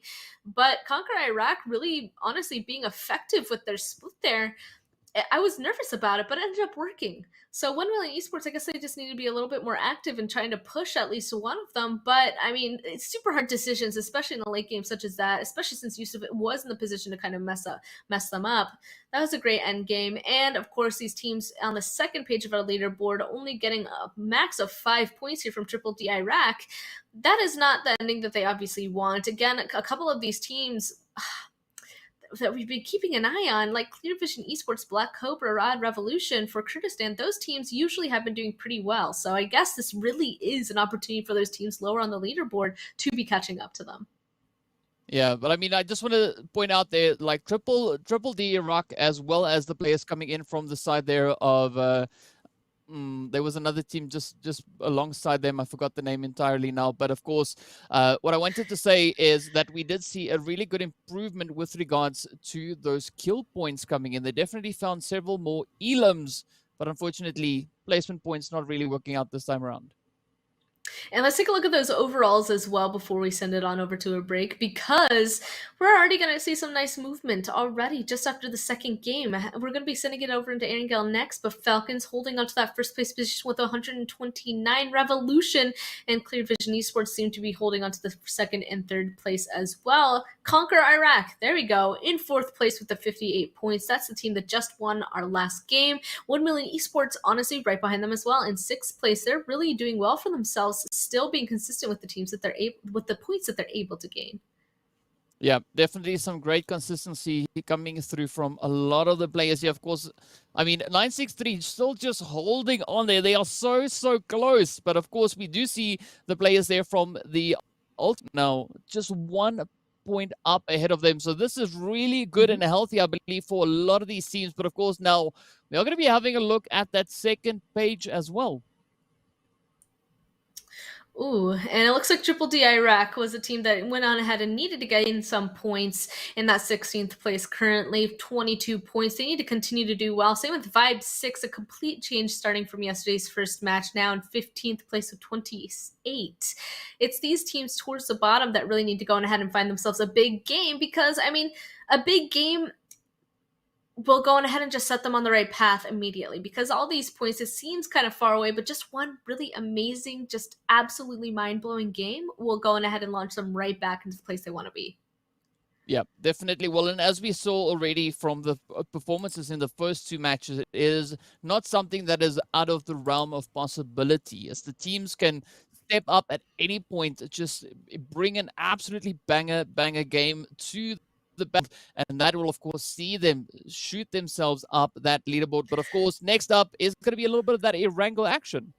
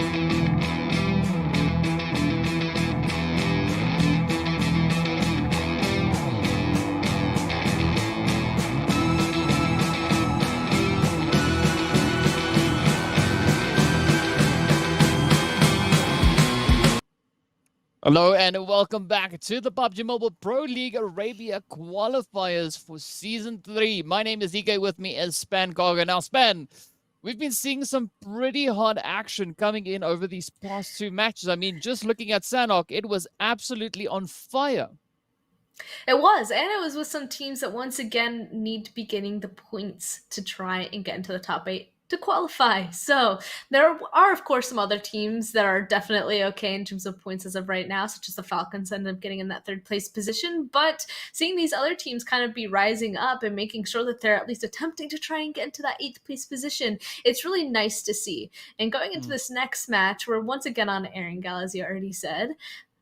I don't know what to expect because our first Erangel game was so different in terms of people who were alive at the end. I feel like it really kind of comes down to where the zone shows up at this point, because all these teams definitely are used to, are capable of going on ahead and staying alive until late game. I really think that maybe where the zone goes really influences who's going to go on ahead and do well. But I think what also plays a big role in that is how the teams are able to kind of read where the zone could potentially be going and how to best reposition themselves within that. I mean, yes, we do see the zone at times favoring teams. Like, for instance, near the end of the Sanhok map, we saw the players there from 1 million being in a really strong position, holding that high ground. But then we had this influx of teams just pushing in and really challenging them for that controlling position in the zone itself. Yeah, I mean, I don't know. I don't really believe in zone favoring, but teams should usually be able to identify, oh, what's the best place that I should be in for this next zone shift and that kind of thing. Usually, I really like to see when teams kind of put themselves in more of a, I guess, a defensive place when they choose a specific class to play. What I mean by defensive spot is, you know, if there's a 50-50 chance of where this next zone's going to go, they go on ahead and place themselves somewhere in the middle, that where they have an obvious avenue to go on ahead and go to where the next zone is going to shift. So I guess what I'm saying is there are some teams that clearly are able to get themselves out of some sticky situations and get into a better space, be it making a rotation or fighting a team to kind of get that spot. But there isn't I feel like there isn't a specific team that can definitely get out of any situation that they found themselves in. There's definitely the teams that get the zone that end up really being able to shine. So coming to this next Erangel, I do think I'm waiting to see where this first circle is going to go, basically. Yeah, for me, I'm quite excited to see what is going to be coming from the side of 963 Egypt, as well as the players there from Stalwart, as we saw a really, really crazy play coming in from them off of that first map, coming in with 13 elims apiece. But of course, as we saw yesterday, first match was something, and then of course as we progressed through the day, we had different teams of course stepping up. So I'm hoping to see a little bit more of that consistency coming through, teams building up momentum and then being able to maintain that momentum, not for short bursts but potentially trying to push through as many of these matches as they possibly can. And what really makes it so much easier for them is the fact that we've got a nice balance of these 3 Erangel maps for them to make use of. But of course, speaking of which, we are going to be hopping onto the plane momentarily to see where that first zone is going to be coming in, as well as the flight path. And this time around, it does seem like we are a little bit more centered up towards the northern section, with this time Stalwart being on our right-hand sides. And of course, we do see the lovely Yasnaya just down below. So almost a very similar kind of approach to what we had in our second visit on Erangel yesterday. Also a little bit more of a centralized flight path. Yeah, I was going to say, once again, over the main body of Erangel, all these teams should, again, be able to go to the drop spots that they want to go. Not as hard as the last couple of zones that we've had. And again, I'm just curious to see where the first zone's going to shift. I feel like on Erangel, all these teams are definitely comfortable in terms of whatever the playing path is going to be. I haven't really seen any difficulties when it comes to that, but the difficulties I have seen are those rotations when the first zone goes on ahead and pops, especially when it comes to those teams, specifically Team Revolution trying to leave a military-based island. I feel like both of these bridges that they try, of course, to utilize to actually get to the mainland usually has a team kind of staying on it, waiting for Revolution to get across. So I feel like that's a challenge that they're going to have to kind of try to overcome. But in this game right now, we'll have to wait and see if they even attempt to go to Military Island based off of where this plane path is.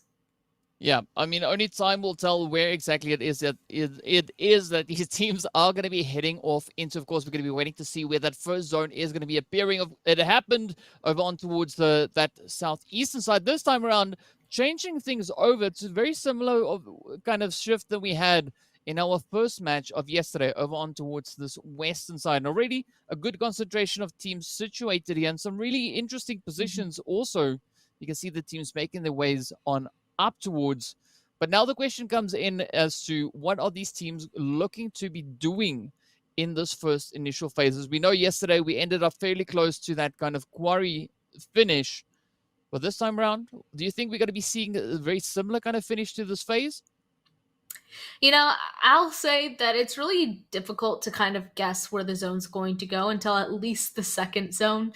This first zone, it can seriously still go anywhere. Usually, right when that second zone pops, that's usually where the IGLs have a little bit more of an idea of, I think the zone is going to end around in this area, like it usually does, kind of thing. So, right now, kind of hard to say. I mean, I would be more comfortable making that kind of guess on the second pop because, that's what I'm used to. I used to be an IGL, but I don't know, basically, is what I'm saying. So I like to see vibes currently in the very center of this zone, as spread out as they are, because clearly they want to go ahead and get as much loot as possible. But then no matter where the second zone pops, they should have somebody close to it or in it, and then they can just all move from there and gain information.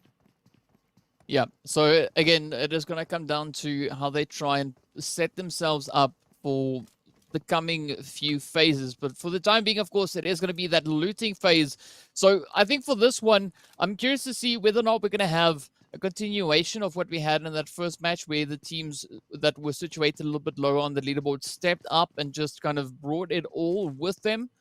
Or are we going to see another dominating play coming through from the Falcons? Because we know in this match yesterday, this was the map in which the Falcons pulled off that 14 elim play, and absolutely fantastic stuff. Good show of aggression coming in from them.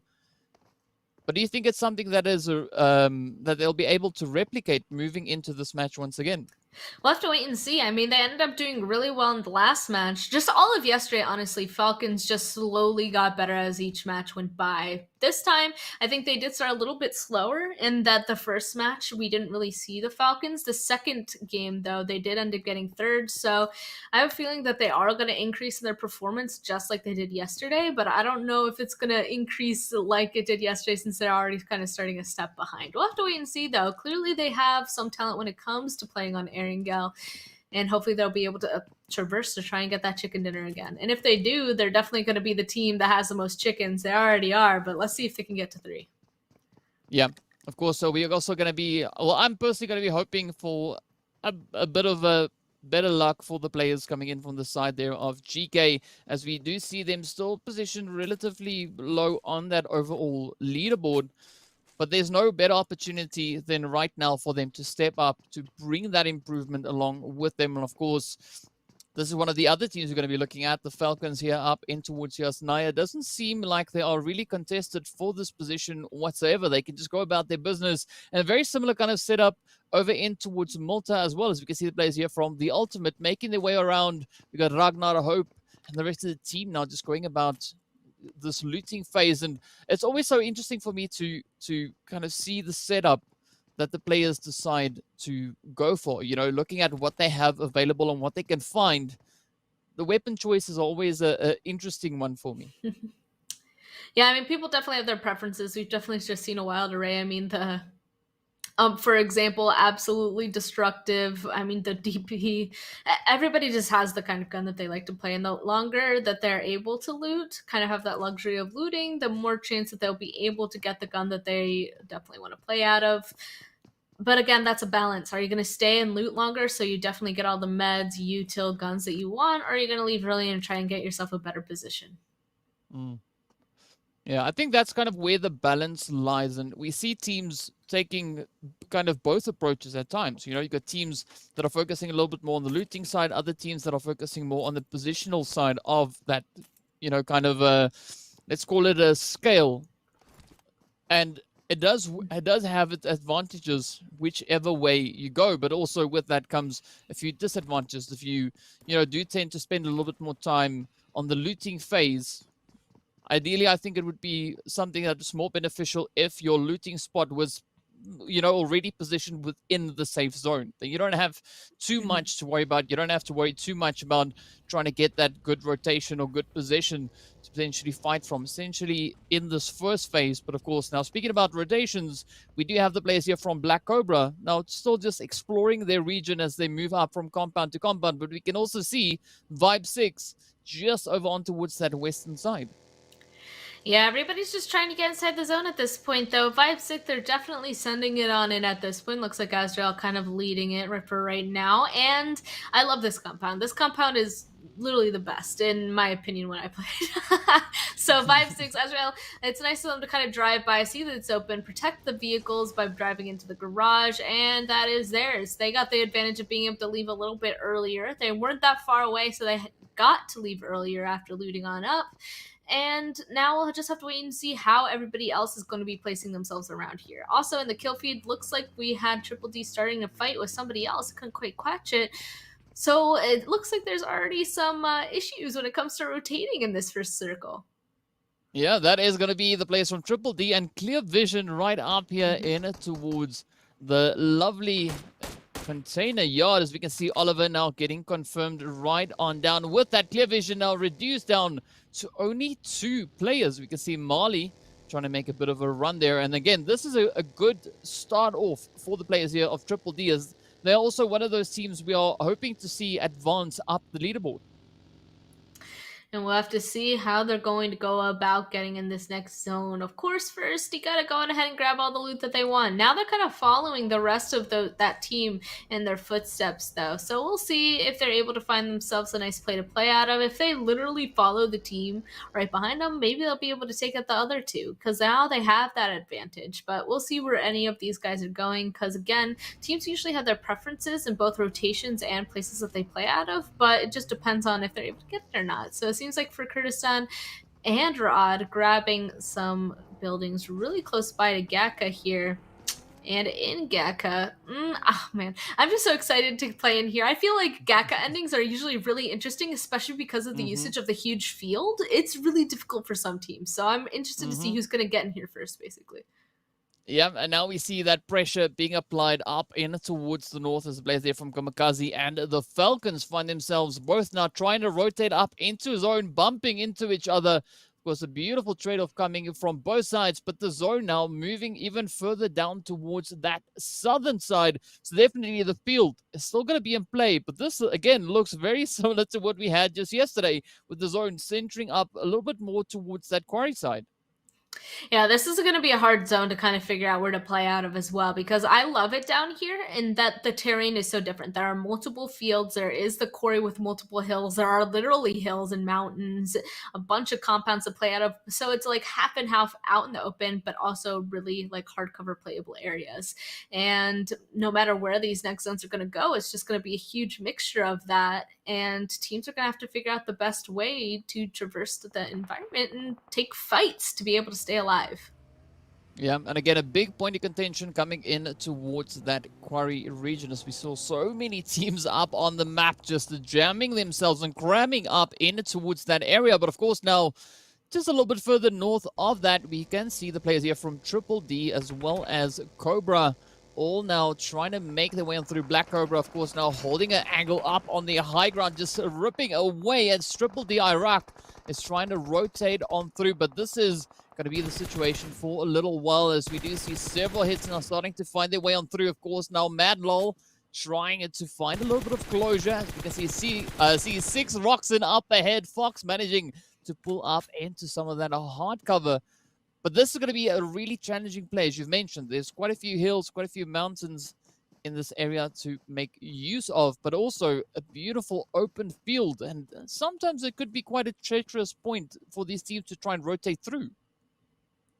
That's why Black Cobra, honestly, being up on top of this little hill here, I like that Matt LOL decided to be up here, because from here, He's going to be getting a ton of information for his team. I mean, his team is right above him to the northeastern side in that compound. In there, it's kind of hard to see anything. You're kind of in a little bit of a bowl. You can only see the people rotating that literally drive right on by. So having one person up above will really be able to get them a lot more options in terms of being able to get more information and also even make a rotation up that hill.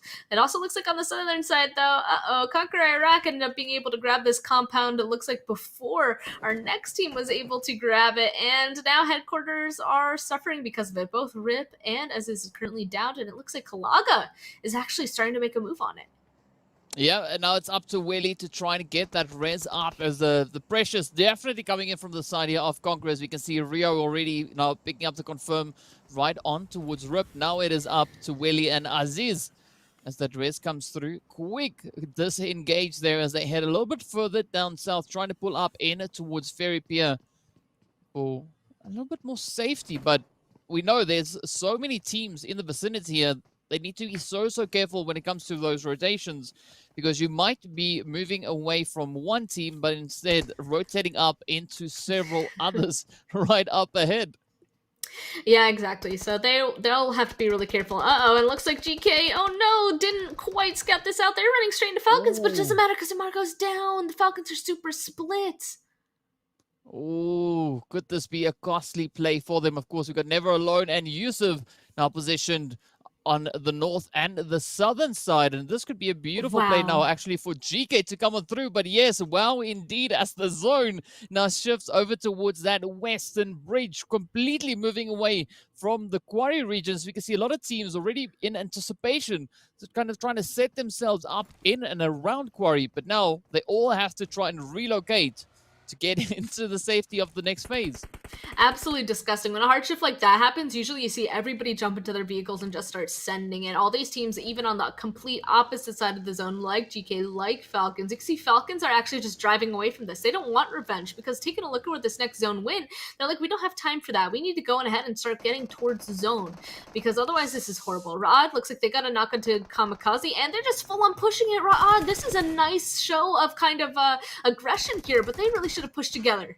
Ooh, there we go. Nice trade-off coming in, though, as the hits continue to fly. Delhop getting knocked right on down. We can see Kante and, of course, D7 still up and fighting, holding the defensive line up here, but up comes the utility, trying to find those openings right in towards them. Oh, are they going to be able to succeed? Of course, a lot of smoke grenades now getting deployed all over the places. D7 moves up for the res on towards right on towards his teammates there. But now Aziz about to get rezzed up. There we go. Ready to move. Kante now just quickly repositioning. Ra'ad not knowing exactly where they are, but they have one player on the off angle, as we can see that knock now coming through. So that extra bit of information now getting taken away from the side of Ra'ad. And it looks like Ra'ad starting to make a little bit of a move around. They realized that they needed to drive over to try and get the res on their teammate. KAMIKAZE wants to go ahead and try and finish it off, though. I like this big rotation coming through from Aziz, actually, trying to catch him off guard, maybe from the side or the back side here, while his teammate D7H continues to push in from the front. Ra'ad at this point are really spread out. I think I saw a Nate kind of jumping right on them, but unfortunately not quite accurate enough to get the downs. Oh, it was a little bit too close for comfort, but of course now we can see Sadat now just trying to get that position. Aziz, of course, still now just bleeding out. With that, blue zone comes in, gets a knock up onto one of the Ra'ad players. Of course, two players seem to be down for the time being. Now D7 and Kante now left to try and make a decision here. As we can see D7H now trying to wrap around over on towards Aziz to try and get that res on in. Ra'ad having the numbers back up again. Are they going to choose to disengage, or are they looking to potentially close this one out? They still have to get their butts back up into that zone. So, you know, blue zone is going to start closing up once again. It's still making its way on through the next phase, about to pop. And that only means the damage coming through from blue zone will be increasing. Of course, we can see the damage there on it towards the players from the Falcons over on that southern edge. But of course, the zone now centers up beautifully on towards Ferry Pier. Quite a few heads continuing to fly as we see KAMIKAZE now having full control in their small little region there. As the rest of the teams have moved out, but of course now the players here from the Ultimate trying to push up onto Revolution. Revolution starting to toss out some nades. That one not quite hitting. You see Ultimate trying to heal on up. Oh no! Smoker being able to toss a Molotov right through the little window there. Will go ahead and get a knock into him once again. Ultimate's trying really hard to keep all numbers up, but so many teams sharing this one little area inside of Ferry Pier is definitely going to be a challenge. If a fight tries to break out, the other team will just be able to look on over and participate. Even more deaths happening in this kill feed. Looks like KAMIKAZE, oh man, it hurt them too much to be fighting out in that blue zone for too long, so they're going to be taken out. And I know that they even hurt Falcons a lot too, so we'll see if they'll be able to survive. If they do, it's not going to be to their strength though. We already saw with where the zone had shifted that the teams already find themselves with quite a bit of a reduced playable area, but here we go now. Ooh, the teams are looking to push on up. The Ultimate looking to advance their way up and strengthen their hold up in towards this Ferry Pier region. Revolution still fighting for a little bit of control here, but it does seem like those disengage have come through. Of course, GEEKAY, 1 million, Triple D, and the Falcons now right here on the coastline, trying to see if they can fight it. Oh, but look at that nade, the reach coming in from 1 million. Wow. I thought that was it, but no, it was not. They're still able to drive away, but still GK in the end is going to be eliminated by 1 million Esports. 6 kills for themselves so far. They're still slowly making their way on inside of this zone. Next up is the team inside of that compound, I believe. Who is that? Triple D over there. Not in the compound just yet. I think in a little bit of a bowl inside of the beach. So we'll see if 1 million Esports is going to feel comfortable enough to kind of take on that challenge. And oh, well, I was kind of wondering how many people from Falcons were able to survive, and I can see on that mini-map there, I think there's only one, maybe. I think it's just Yusuf left. Yeah, indeed it is. Only poor old Yusuf left to try and hold on for dear life. But, I mean, I've got to say, I'm quite impressed with the performance coming in from the players here of 1 million Esports. They're looking to make their mark. They've already pushed up that leaderboard, starting the day off over in 12th place, advancing all the way up onto 6th place on the overall standings. And this match so far, 6 elims to their name. They've still got 3 players left up against 12 other teams. This could be a really good match for them, but of course we'll have to wait and see what the zone and the phases have in store for them. Of course, Vibe 6 also looking to make a bit of a comeback. Now positioned down on towards the coastal line here. We did see them coming in with 2 elims in our second Erangel play just yesterday. So far, only 1 on the board for them, but a decent position. I mean, they can cause quite a bit of problems for the opposing teams from this angle. And you can see that they're taking a lot of pot shots towards the teams right beside them. They can see them down the beach, so why not go ahead and at least try to put some pressure on them? At this point, though, I don't think that they'd be full-out fighting because the zone is about to pop once again, and it depends on where this next zone's going to go. If it doesn't go in that direction, it's not worth fighting, and as you can see here, it doesn't. It decides to go on ahead and pull a little bit more towards the eastern side of the center of this map, and this is kind of a hard situation once again because by that road, it's just completely out in the open. So once again, people are going to have a hard time actually finding a place to be able to effectively play out of. It's just going to be a lot of fighting around the edges. Yeah, definitely quite a bit of fighting still to come. But now we can see the place here from 1 million getting caught rather all the way. What happened right there? Never mind me. Rami with a beautiful grenade, sending it right on over towards Clear Vision, having them pack their bags and shuffle off back into the lobby. Of course, now Falcons coming under fire as well. Oh, but look at this, 1 million now trying to reach all the way over on towards the players there from Vibe 6. Now, Vibe 6, Triple D, and GEEKAY having quite a bit of work, but still to do. GEEKAY already getting sent away. Triple D, Fox now getting picked up there by Soon from 1 million. That was a really nice spray, just being able to catch him with those headshots right over that little lip there. But I don't know if his team is going to be able to get that res, especially since no, 6 rocks, and he's just driving away at that point, trying to find a place for his team to play. Octon, the last one alive, if I'm not mistaken, now being chased by the rest of 1 million Esports. This is just a really difficult situation for all these teams to be coming out of, especially as a solo. And it looks like, yeah, that's going to be it for Triple D Iraq. Unfortunately, just couldn't keep the members up, just super split out. And 1 million Esports making me a little bit nervous because I'm pretty sure that they're going to be making a rotation towards the solo from Falcons. Yeah, they are going to try whichever way it goes. But here we go now. CONQUEROR Iraq, as well as the players here from Kurdistan, fighting for control of the northern portion of the zone. Of course, we see Rio picking up the nade, sending it across, trying to reach right into their pockets now. One knock 90, and Golden trying to push on through. Empire is down, Riva is down for the count as well. Groza and Kalaga now trying to hold up the defensive line on all sides. But up comes for Kurdistan, just inching their way on in, trying to sneak up that quick res. Same, of course, happening on the side here for Conqueror. Iraq, the pressure is definitely on, but look at this Black Cobra now rushing straight on through. Up comes Madlol, instantly getting down by Anaconda as the hits come through. Conqueror Iraq not out of the pressure cooker just yet. They need to now try and cover themselves up. But out comes the Molly as for Gaza, for Kurdistan rather, finds the angle there. Oh, look at the carnage. Yeah, it's definitely a hard situation for a lot of these teams to kind of get out of. Looks like this northern side isn't over just yet either for Kurdistan. Nice usage of this little plateau here, trying to see the other enemies just below them. Black Cobra will be eliminated in the meantime. This zone even smaller, once again kind of centering around this road, which is the no man's land. Still only fighting on the north and southern side can actually happen in this situation. So let's see, Conquer Iraq currently actually holding this spot. I'm a little bit worried since they're looking down to the southern side, and there's a whole team for Kurdistan kind of approaching from the north. It is going to be quite a bit of pressure. Oh, come on. Headquarters now trying to deal with 1 million. Up comes the hit. Beautiful trade-off as soon steps up. Gets the first. Will he get the second? Yes, indeed. One-man clutch coming in there as 1 million Esports quickly deal with the headquarters as they move straight on through. The solos going absolutely to town here. Even Falcons Yusuf has been causing quite a few problems there, but as you can see now, this is where things are going to get really, really tough. We've got two squads still rocking a full team, full lineup that is going to be for Kurdistan, as well as the players coming in from 963 Egypt. Of course, the players here from the Ultimates, still rocking 3 players, but they have not secured their position within the zone just yet. I'm a little bit worried about it as well. They're staying down here on the southern side. There's actually three other teams down to the south that are out of the current zone.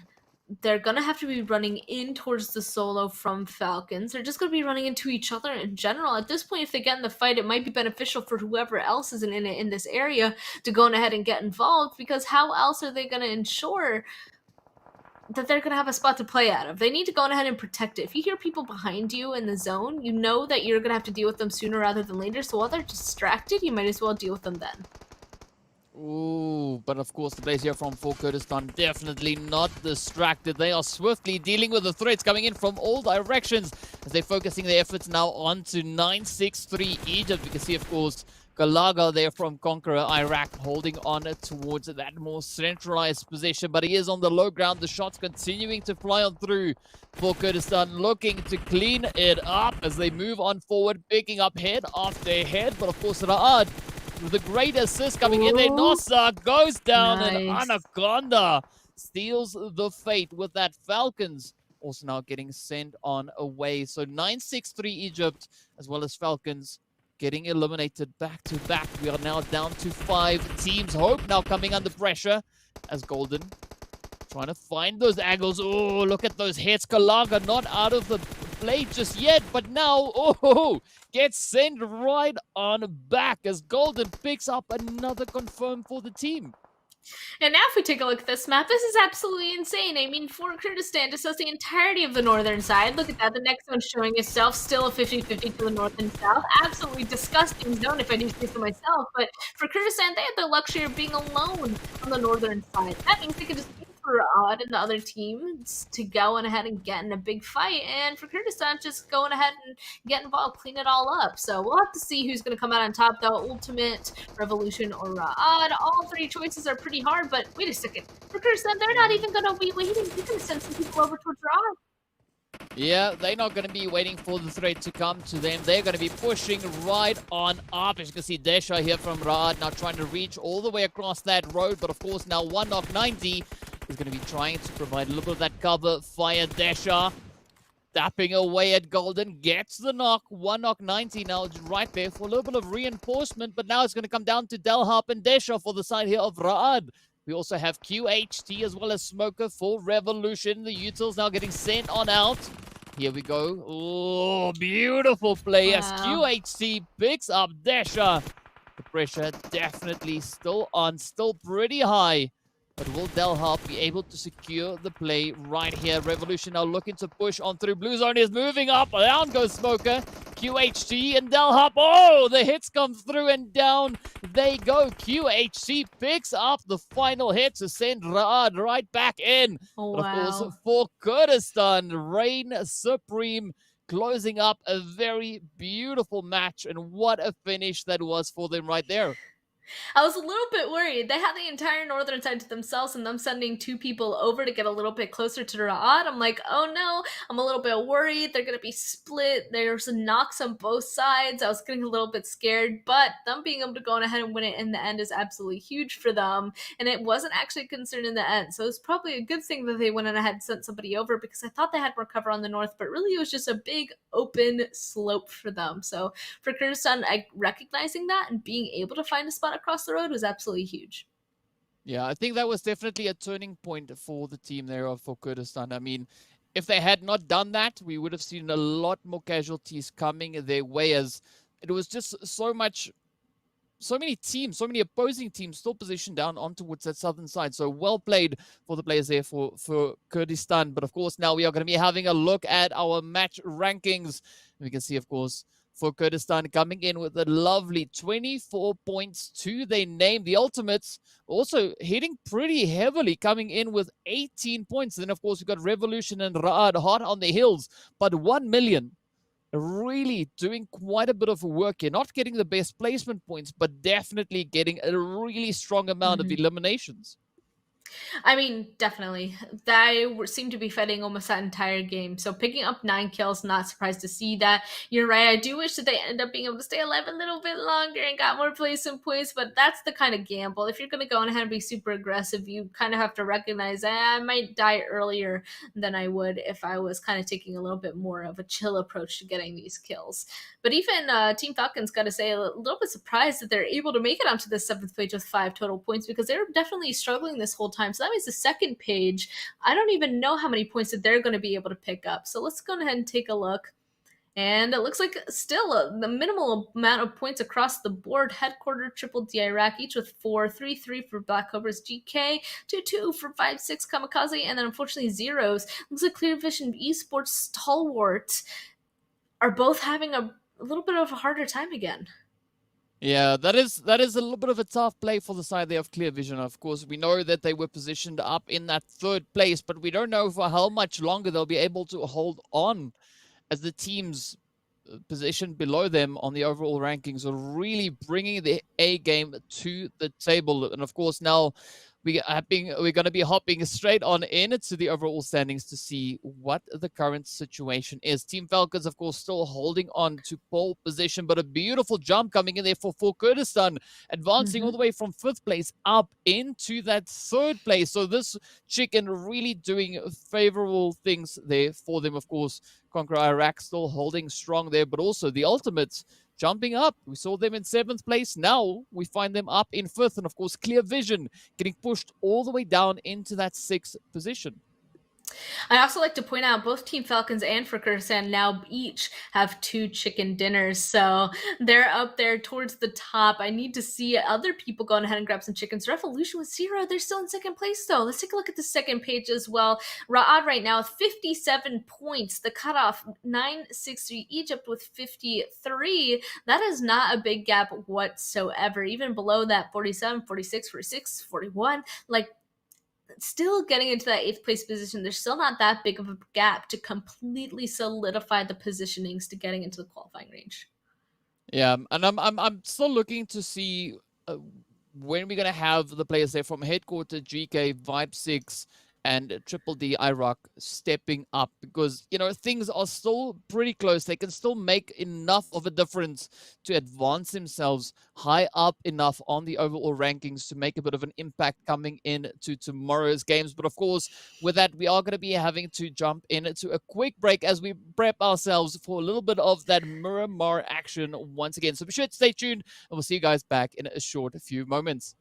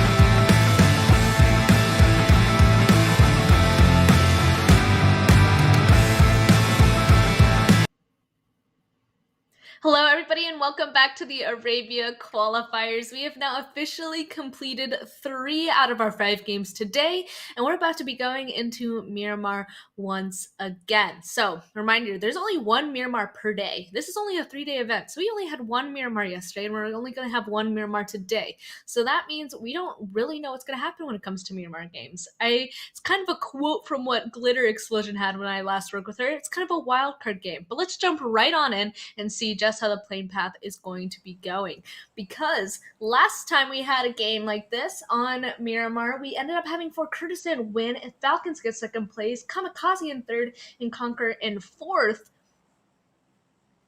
And that is just,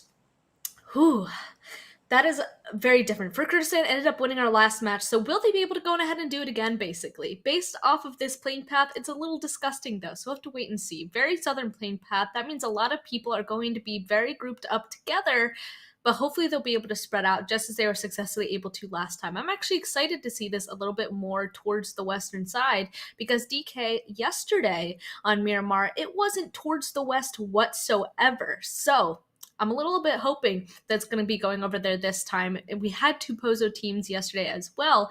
Maybe now we'll actually see them fight. Well, only time will tell, Span. I mean, it could be quite interesting to see where they're going to be going. But yeah, I have to agree with you. This zone is looking a little bit on the disgusting side, the flight path rather. So we'll have to wait and see. Maybe the zone itself sweetens things up a little tad bit, but of course, yeah, we'll have to wait until the flight path kind of dissipates and we see what that zone will bring.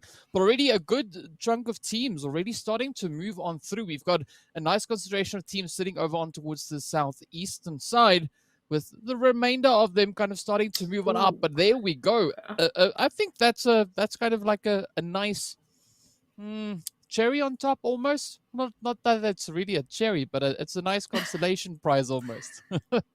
I mean, this zone, yeah, not that bad, honestly. A lot of these teams are going to be able to have a nice rotation into it. I have to say, though, looking at the very beginning of where this playing path was, Los Leones has 2 teams right on top of each other, and I'm a little bit worried for one of them. Stalwart seems to be very separated in comparison to the other team that's in there with them, so if they're not careful, that might be a big sweep coming through, because if a 4-man starts slowly picking you down one by one, that's going to hurt a lot. So one of these teams need to get out of Los Leones as soon as possible. And just as we said, 2 teams did get to Pozo yesterday. They had to drive there, though, so there wasn't that much fighting, but this time they got to drop there. I want to see them fight for it, though. We haven't seen any action just yet, though, as people have just landed. Well, there's 2, possibly maybe 3, depending, of course, on where Ra'ad are going to be finding themselves. But for the time being, we can see over in towards Picado, things are looking a little bit more relaxed, right? Of course, the players here from Triple D making their way on through. We do have another team over on towards that western side, but it doesn't seem to be any imminent threats just yet. So over here, they can relax for the time being. But of course, if we look over on towards, that Pozo side, this is where now we see the players from KAMIKAZE also just making their way on through. They do have another team right here with them. But again, there's enough space for both teams to go through their looting phase without necessarily bumping heads just yet. But ideally for GEEKAY, this could be a good opportunity to potentially maybe try and pick up a few more elims along the way. We'll have to wait and see. Both these teams at this point, I mean, don't get me wrong, KAMIKAZE is doing well so far. Both these teams need to go ahead and do better, though. I hate to say it, but they do need to go ahead and achieve a little bit more points. So it's up to them, I guess, whether or not they want to get in an early fight. There are definitely downsides. Early fight means they're not going to be able to rotate as fast, and they'll hopefully have all of the loot that they need to actually start the fight effectively. But honestly, if they start the fight now, if they're in need of kills badly, they should start it now, because that means this zone is already so big. There shouldn't really be anybody around to kind of third party or kind of mess them up. So, kind of something to weigh back and forth for them to decide whether or not to engage. Yeah, that's definitely going to be a decision for them to try and make. And I mean, for the time being, it is relatively calm and collected across the majority of this map. We haven't seen many hits come through. Everyone still has their full squads all across the board. But now, as we draw closer and closer to the second phase coming through, of course, we're going to see where that shift is going to be taking us. And then it is all that blue zone that's going to be starting to move on, enforcing the team's hands. But looking at, for instance, the players here from Black Cobra, they are still some distance away, just over 1.2 kilometers or so. So it is definitely a little bit of distance for them to still try and cover to get into that safety zone. But on Miramar, you can afford to ride the blue up until about that third, potentially the fourth phase. So you can delay those rotations even a little while longer. So I'm curious to see how these teams are going to try and find their ways in trying to nestle themselves into a decent position in this next phase. Yeah, time to wait and see. The big rotations are very important, especially into this initial one. Where this zone is right now, there's a lot of places for teams to kind of pick over, fight about whatever spot that they want. There's definitely more than enough locations for teams to pick and choose from. It's just a matter of, I guess, kind of putting that defensive gameplay, that defensive positioning, as I called it last match, the defensive positioning, putting yourself in the best position no matter where this next zone will go. And of course, putting yourself in a spot where you are able to pay attention to the rest of the zone and kind of get information on everybody else around you. So time to just wait and see. At this point, it is just looting phase and first rotation phase. We still have to wait just a little bit longer for the real big action to start happening. Yeah, but when that action does come, it is going to be crazy, as we saw in yesterday's Miramar game. I mean, again, this was the match in which Falcons brought yet another amazing performance to the battlefield, finishing on 13 elims. But also the players there from Kurdistan were hard on their heels, also coming in with 8 elims as well as Revolution. So definitely we do have some hard hitters when it comes to the map of Miramar. Even the players from Triple D, they finished with 6 elims to their name. Yes, placement points didn't work out too well for them, but we know that they have the potential to get the job done, if the need requires that. So I'm curious to see at what point these teams are going to start, dialing up those hard-hitting points and looking to gain a few more points to try and just solidify a decent position on the overall rankings. I end up kind of calling Miramar the wildcard map because we don't really get to get that much information on how teams play Miramar. Miramar, in my opinion, a little bit more difficult to play than Sanhok.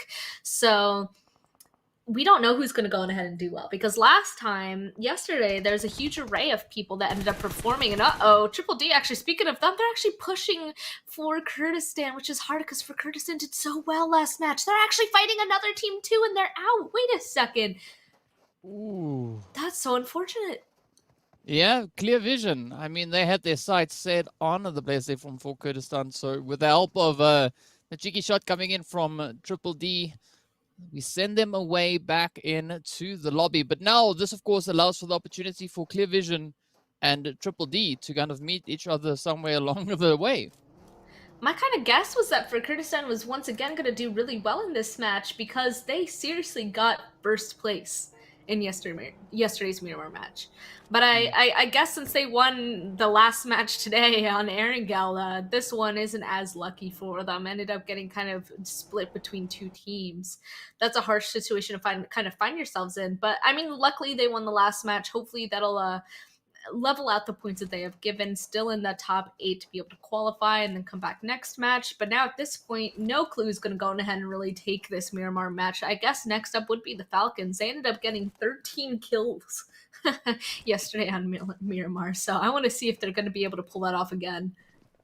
Yeah, definitely looking forward to seeing whether that's going to be a possibility. But of course, now we do see the players here from Revolution and CONQUEROR Iraq finding themselves in a little bit of a predicament there. Close to center zone, of course, we can see blue zone starting to make its way on through. But now, this is where we have the players from Stalwart, actually moving up on towards that crate, on towards the crate there at La Bendita. And we've seen at times that being quite an essential point to be holding, but that, of course, will all be determined once this next phase pops. And it just beautifully centers up on itself. So they can remain in that position, look to maybe possibly fortify that. But look, right here, we've got the players now from Triple D and Clear Vision meeting each other on the battlefield, getting ready for a bit of an exchange here, as both teams had a hand at the demise there for Kurdistan. But who's going to be the next one to find themselves a few more elims? Definitely Triple D throwing some beautiful grenades here. I have to say, Triple D, they didn't do too well starting yesterday, but coming into today, they definitely are more aggressive. They know what they need to be doing, and they need to be getting kill points is what they decided. So I really actually love to see how they're playing this together as a team. Their team fighting has definitely improved as of yesterday, definitely grew that confidence. And now it's just a matter of them trying to take out Clear Vision, which Clear Vision, on the other hand, they are doing really well when it comes to placement points. So they can definitely stay alive for a long time. They do have less kill points, so I haven't quite seen as much of their fighting style, but they're able to stay into that late game, so obviously it is effective. So we'll just have to wait and see exactly who's going to come out on top of this one. I love McAdee's kind of backing up there to be able to see Triple D go over that hill a little bit more. I think it's just who's going to get the first knock is who's going to be the winner, potentially. Yeah, but I gotta say, I'm liking this play coming in from Fox, though. The nice off-angle rotation, trying to wrap around behind Clear Vision, while the rest of the team kind of draws all the attention to them. I mean, you can see Red just laser focused on that. If we look at the arrows on the mini-map, it also does seem like the rest of the Clear Vision focusing all their efforts in, and with that, Triple D comes rushing on forward. 6 rocks and finds the first butt. Ooh, it goes right on down. Beautiful retaliation, a defensive play coming in from Marley. Now it's down to Akhtan and, of course, Fox. But Fox hasn't jumped just yet. And with that, Clear Vision gets sent away. Triple D just beautifully holding their ground here. I am surprised by that. I didn't even process what just happened there. Oh my goodness, Fox. I really thought that he was going to be able to shoot them in the back. Instead, he kind of started depending on a big rotation to kind of get around them. But his team didn't even need that to happen. They ended up being able to really take out Clear Vision pretty effectively there. So it does look like Triple D, they are in fact determined to get higher on that leaderboard compared to what they were able to perform yesterday. And that's pretty exciting to see, in my opinion. I want to see them going ahead and fight the next team as well already. Well, of course, we'll have to wait and see what they'll be doing. But now, for the time being, it does seem like the Falcons are going to be trying to wrap around the blue zone.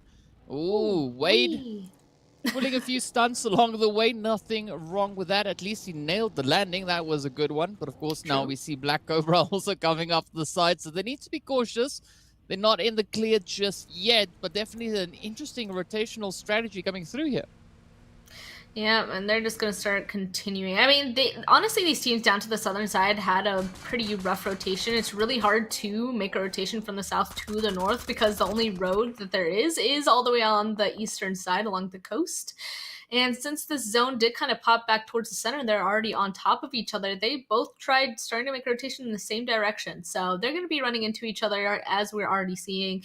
And they're going to have to figure out how to keep moving as well because the zone popped once again. And I love to see it. Whenever it is a zone that's around Bandita and Minas Generales, I love those kinds of zones because Bandita, that bowl there, provides a really interesting dynamic on which teams are able to kind of gain control of the top of it and play inside and just around the outskirts of it. Right now, I'm excited to see how Stalwart is going to be able to play it, and I hope it's successfully because, again, yesterday they needed the points too, and today they're definitely showing that they are capable of doing so.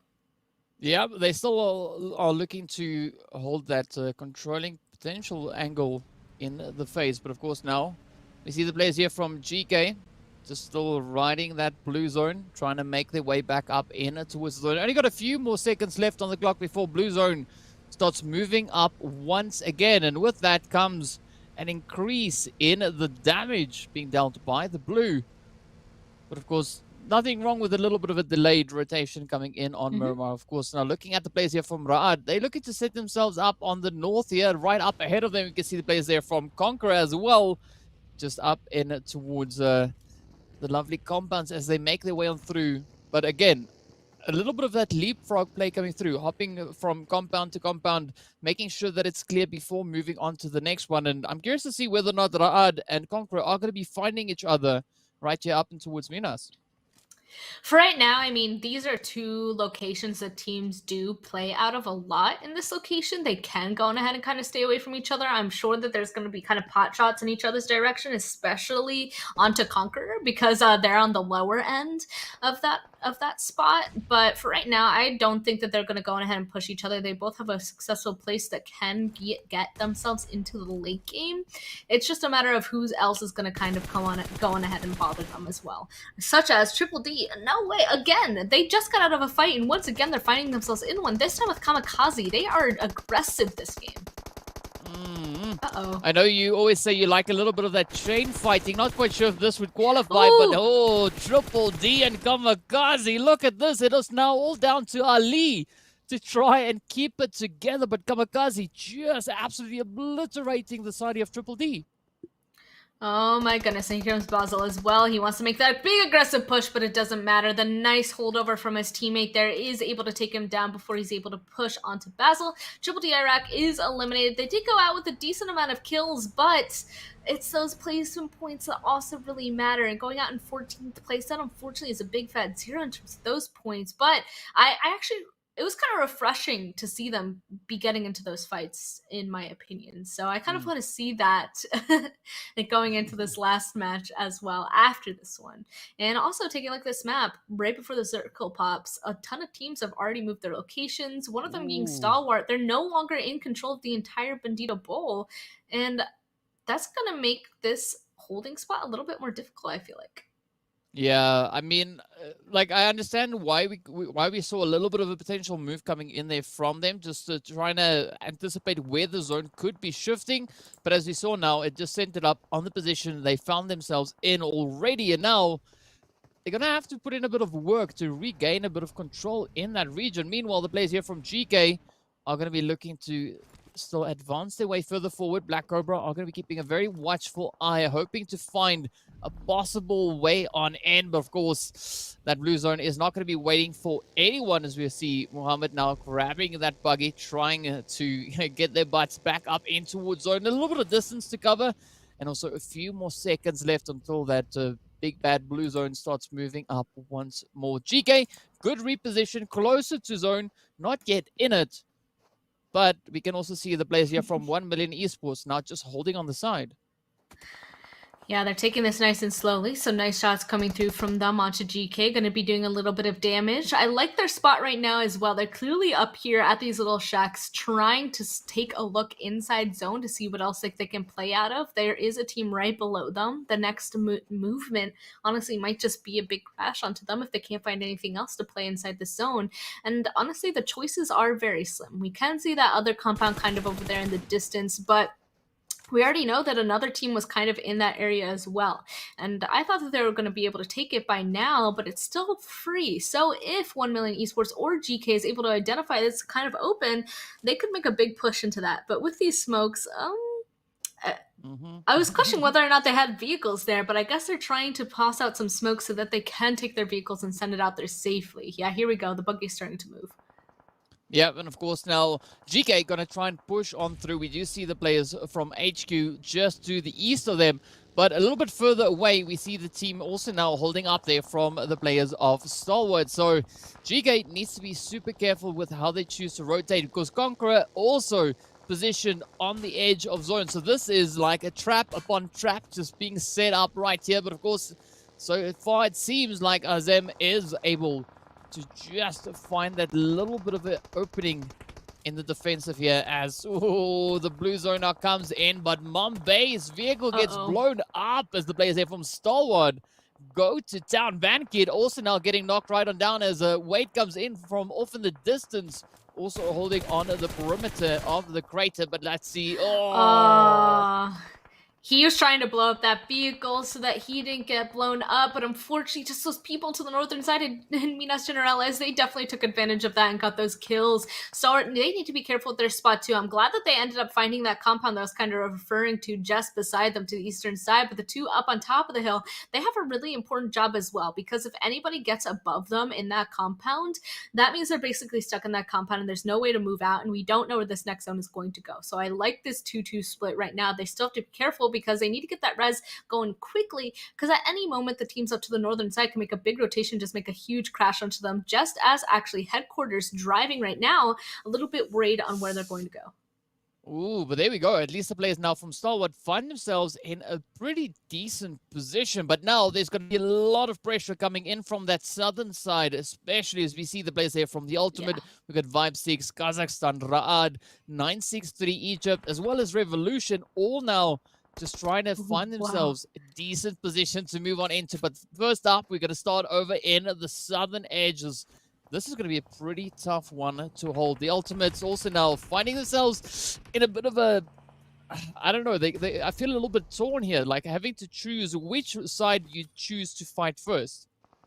Honestly, in a situation like this, I feel like going into Bandita is the most likely path of survival. So they have to go on ahead and get rid of Vibes and then make a move up onto the hill. So that's currently what they're aiming for, but we can see that Malto being able to get 2 knocked over there so far. It's not looking too good for the Ultimate, but as Blue Zone's going, they have to start getting a move on as well, because they cannot stay there forever. There is one team inside of Bandita too, so they need to start looking forward and see that there is going to be even more difficult to get across. There we go. This is just chaos down here. I don't even know what to say. Yeah, I mean, Vibe 6 now just trying to ride the storm, trying to evade the carnage up ahead. As you can see, players there from the Ultimate now taking quite a few punches. But of course, Azrael now trying to make the vehicle fly. Basil gets knocked right on down. It comes to the last remaining hopeful there for the players of of this team of KAMIKAZE to try and survive. Of course, Falcons just riding this reach as well, as you can see them just off in the distance there. But Vibe 6 now continuing to push on forward. Oh, Ra'ad right there alongside them. Here we go. Oh, Falcons now starting to hit, but Conquerors, Revolution, and 1 million fighting up in the north. I mean, 1 million having one player knocked, still are able to hold on to all their players. Of course, the side of Conqueror already losing one, but Kalaga now trying to reach across another knock. Coming in for 1 million. Headquarters just down below. Almost like a crocodile lying in the shallow water in ambush. But let's see, will the Conqueror Iraq be able to make a play and potentially get the reach onto 1 million? Not quite sure, but definitely just taking a look at what this zone currently is like. The best place that teams need to get to survive is actually up on top of that Bandita hill where half of Stalwart is, because no matter where this next zone goes, being there is the best case scenario. That's why there's so much fighting along the edges though, because those locations are already basically filled. So it's a difficult situation. Falcons actually pushing to the bottom of Stalwart as Conqueror Iraq is still trying to take some shots towards 1 million. They're gonna have to start driving soon though, and honestly, if they drive to the center right now, all eyes are going to be on them, and that's going to be dangerous. So they need to try and stay alive here for as long as possible before making their next move. And at this point, we're going to be missing a lot of fighting, because this is just a big, huge kill zone, and I'm glad to see Stalwart leave that compound behind, because they need to be up here to win and taking on this fight with Falcons. Yeah, this is going to be turning into a big bowl of carnage as the teams start making their way on through. Of course, now Wade there from Falcons getting taken right on down. Stalwart still holding on to all 4 their players. We can see now Yusuf also just set up on the edge of the zone, lying in wait, trying to see who's going to be moving up. Revolution, of course, now getting sent right on back.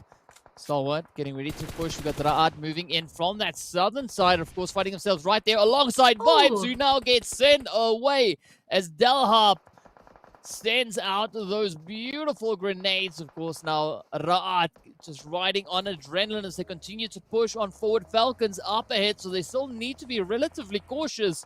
But let's see, will these grenades find their way on in? Desha gets picked right on up. Sadat also trying to push on in, but it is now up to Sadat to try and make this play work out. Delharp also right there on the off angle, but Blues are just nipping at their heels. But here we go. Van Kit now trying to see if they can find that angle, find those plays up on towards Falcons. Here we go, Never Alone comes up, down he goes. Vankid coming out victoriously. Stalwart is doing amazingly on this. I cannot believe they have all 4 members still alive, and they had the position. You could take a look at it, and you knew they had to play up on this Bandita Ridge to survive and win. And so far, they've been doing that 100% successfully. Like, they have not been taken down just yet, and now they're in a position to both hold out people from the north and the south. They just have to kill all these people in the bowl. There we go. We can even see Easy starting to make his attention up to the northern side. From here, they should make that 10 eliminations that they already have into an even higher number. Conqueror going out here as well as 963 takes them down. Nice to see them still alive at this point with 5 eliminations so far as well. Oh my goodness. And at this point, there are 3 solos on the board, DK. I mean, these are 2 teams we were looking to see step it up. And again, Stalwart and 963 Egypt just coming out of the woodworks over here on Miramar as they continue to just impress us so much. Of course, we still have 1 million as well as Ra'ad left on the 2 opposite ends. Both teams, of course, now positioned out in that blue zone. Both teams have been reduced down to a single player apiece. So it is going to be a 4v4 v1v1. Of course, Delharp not going to go down without a fight. Of course, the blue zone does get the better of them. And with that, Ra'ad gets sent away. Up comes Gaga. Down goes Gaga. It is now 963 Egypt up against Stalwart, sitting on 11 and 7 elims respectively. Absolutely insane performances coming in from both these teams once again. I am so excited to see how this is going to turn out because look at the zone where it went right now. That is definitely in favor of 963. However, Stalwart, they have this little high hill right now. They could potentially do a lot of damage from up here, but with 963, they're going on ahead and moving, spreading along around this ridge that they have. This is a really strong position. That means they're going to be in charge of the peaks onto Stalwart from here. And Stalwart, they're going to have to run out in the complete open if they're hoping to get towards this zone. So Stalwart, honestly, they have to start with a knock. Otherwise, they're going to be in for a world of trouble. 963 Egypt, they have to be careful with their peaks right now and basically just wait for Stalwart to make their move. And it looks like Easy is going to do so, driving over a little bit closer to that zone. And no way, they let him get close. This is not good. Oh, in fact, it does seem like 963 Egypt kind of missed this whole kind of valley that we've got right in front of them, as now the players here from Stalwart are using this to try and advance themselves even further forward. Easy now finding the easy way in. Mexico now starting to try and pick away, trying to blaze their way back up into the zone.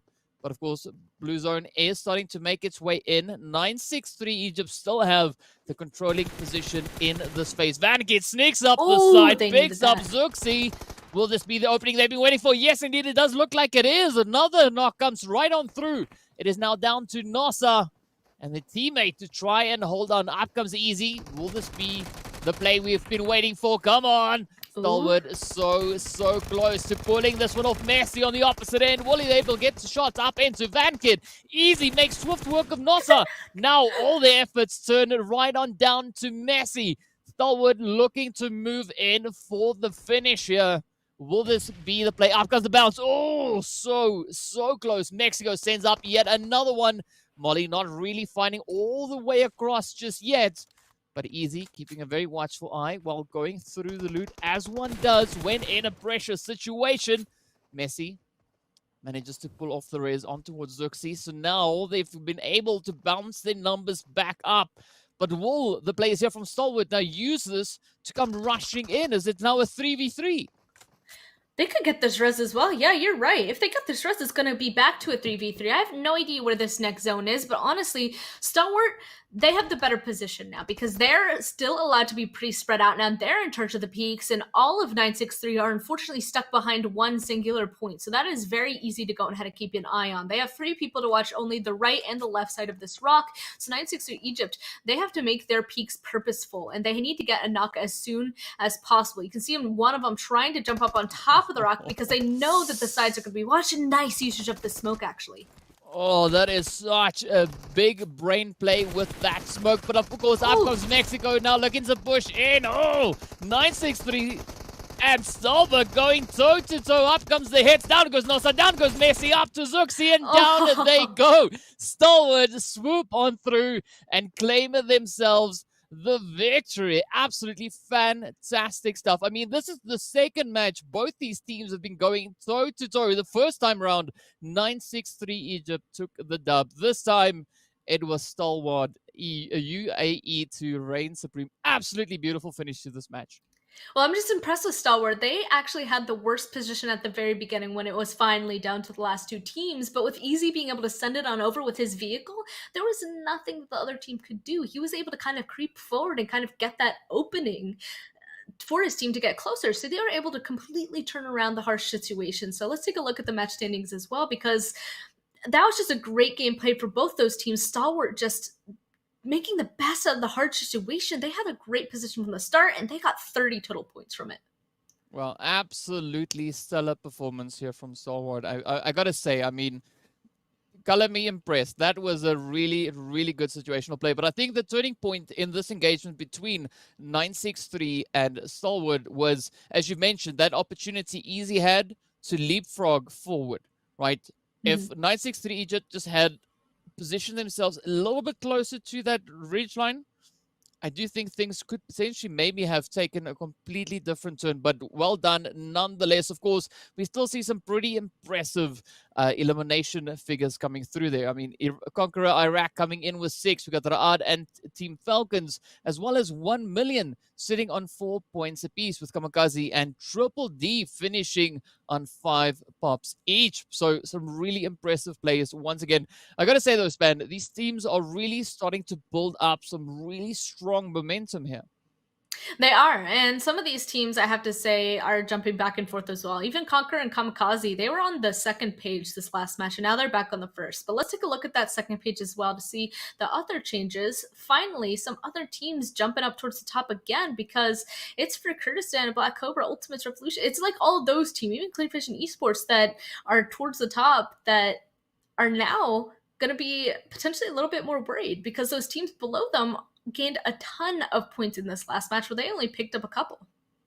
Yeah, there's definitely some surprising plays coming through. I mean, if we look at Clear Vision, for instance, right? Yesterday, we saw them finishing with 7 elims and, of course, taking that 5th place. This time around, only 3 elims, finishing up in 11th place. So definitely we do see teams looking to dial up their intensity, really bringing new things to the table. And I'm quite satisfied that it is teams that we didn't see this kind of performance come from yesterday. So far, today is really a surprising day. It is, and it's refreshing. It's nice to see. I'm glad to see. This is what should have happened after yesterday, them getting used to the lobby and learning from it and coming back and really providing that challenge. Let's take a look at the overall, though, because at this point, I feel like, once again, this first page is going to be completely different from what we started with. Of course, not Team Falcons, though, or Revolution. Both of them are still comfortably in that first and second place spot, but Revolution only has 7 points more than for Kurdistan. For Kurdistan even went out really early, I believe actually first in this last match. So they're pretty lucky in terms of that. Conquer Iraq being able to kind of catch up with 80 now, and they're Stalwart in 963 Egypt once again. A reminder, these teams were in that 15th and 16th place at the beginning of today, and now they're in 5th and 7th. That's just an insane amount of increase from them. Yeah. Yeah, that is absolutely insane. I mean, I gotta say, I'm especially impressed with the performance coming in from the players here from 963 Egypt. Beautiful, beautiful PUBG. But of course, as we move on to our second page, this is where we get an idea of who has to put a little bit more work in to try and solidify themselves with a strong position. Of course, you know, it is still not out of the realm of possibilities for any of these teams to make it onto the first page, right? The only thing it's going to take is a heck of a lot of work. Oh, definitely. And a team I'd actually really like to talk about is Black Cobra here in that 12th place position, 47 total points. Coming into today as well, they were actually in 4th place because they had an insane amount of placement points. It might have actually been 36 placement points if I'm not mistaken. So we talked about how they really needed to increase both their kill points and placement points. For right now, they definitely got a couple more kills, but it seems like they're not being as consistent with their placements as they have been yesterday. And that's it's unfortunate to see them not be able to completely figure out what they have to do in this. Well, of course, they've got one more match left for today to try and put something together, piece something together before we move into our final day of play. But of course, before we get into our last match, it is going to be time for us to jump into a quick break. So be sure to stay tuned and we'll see you guys right back after a short few minutes.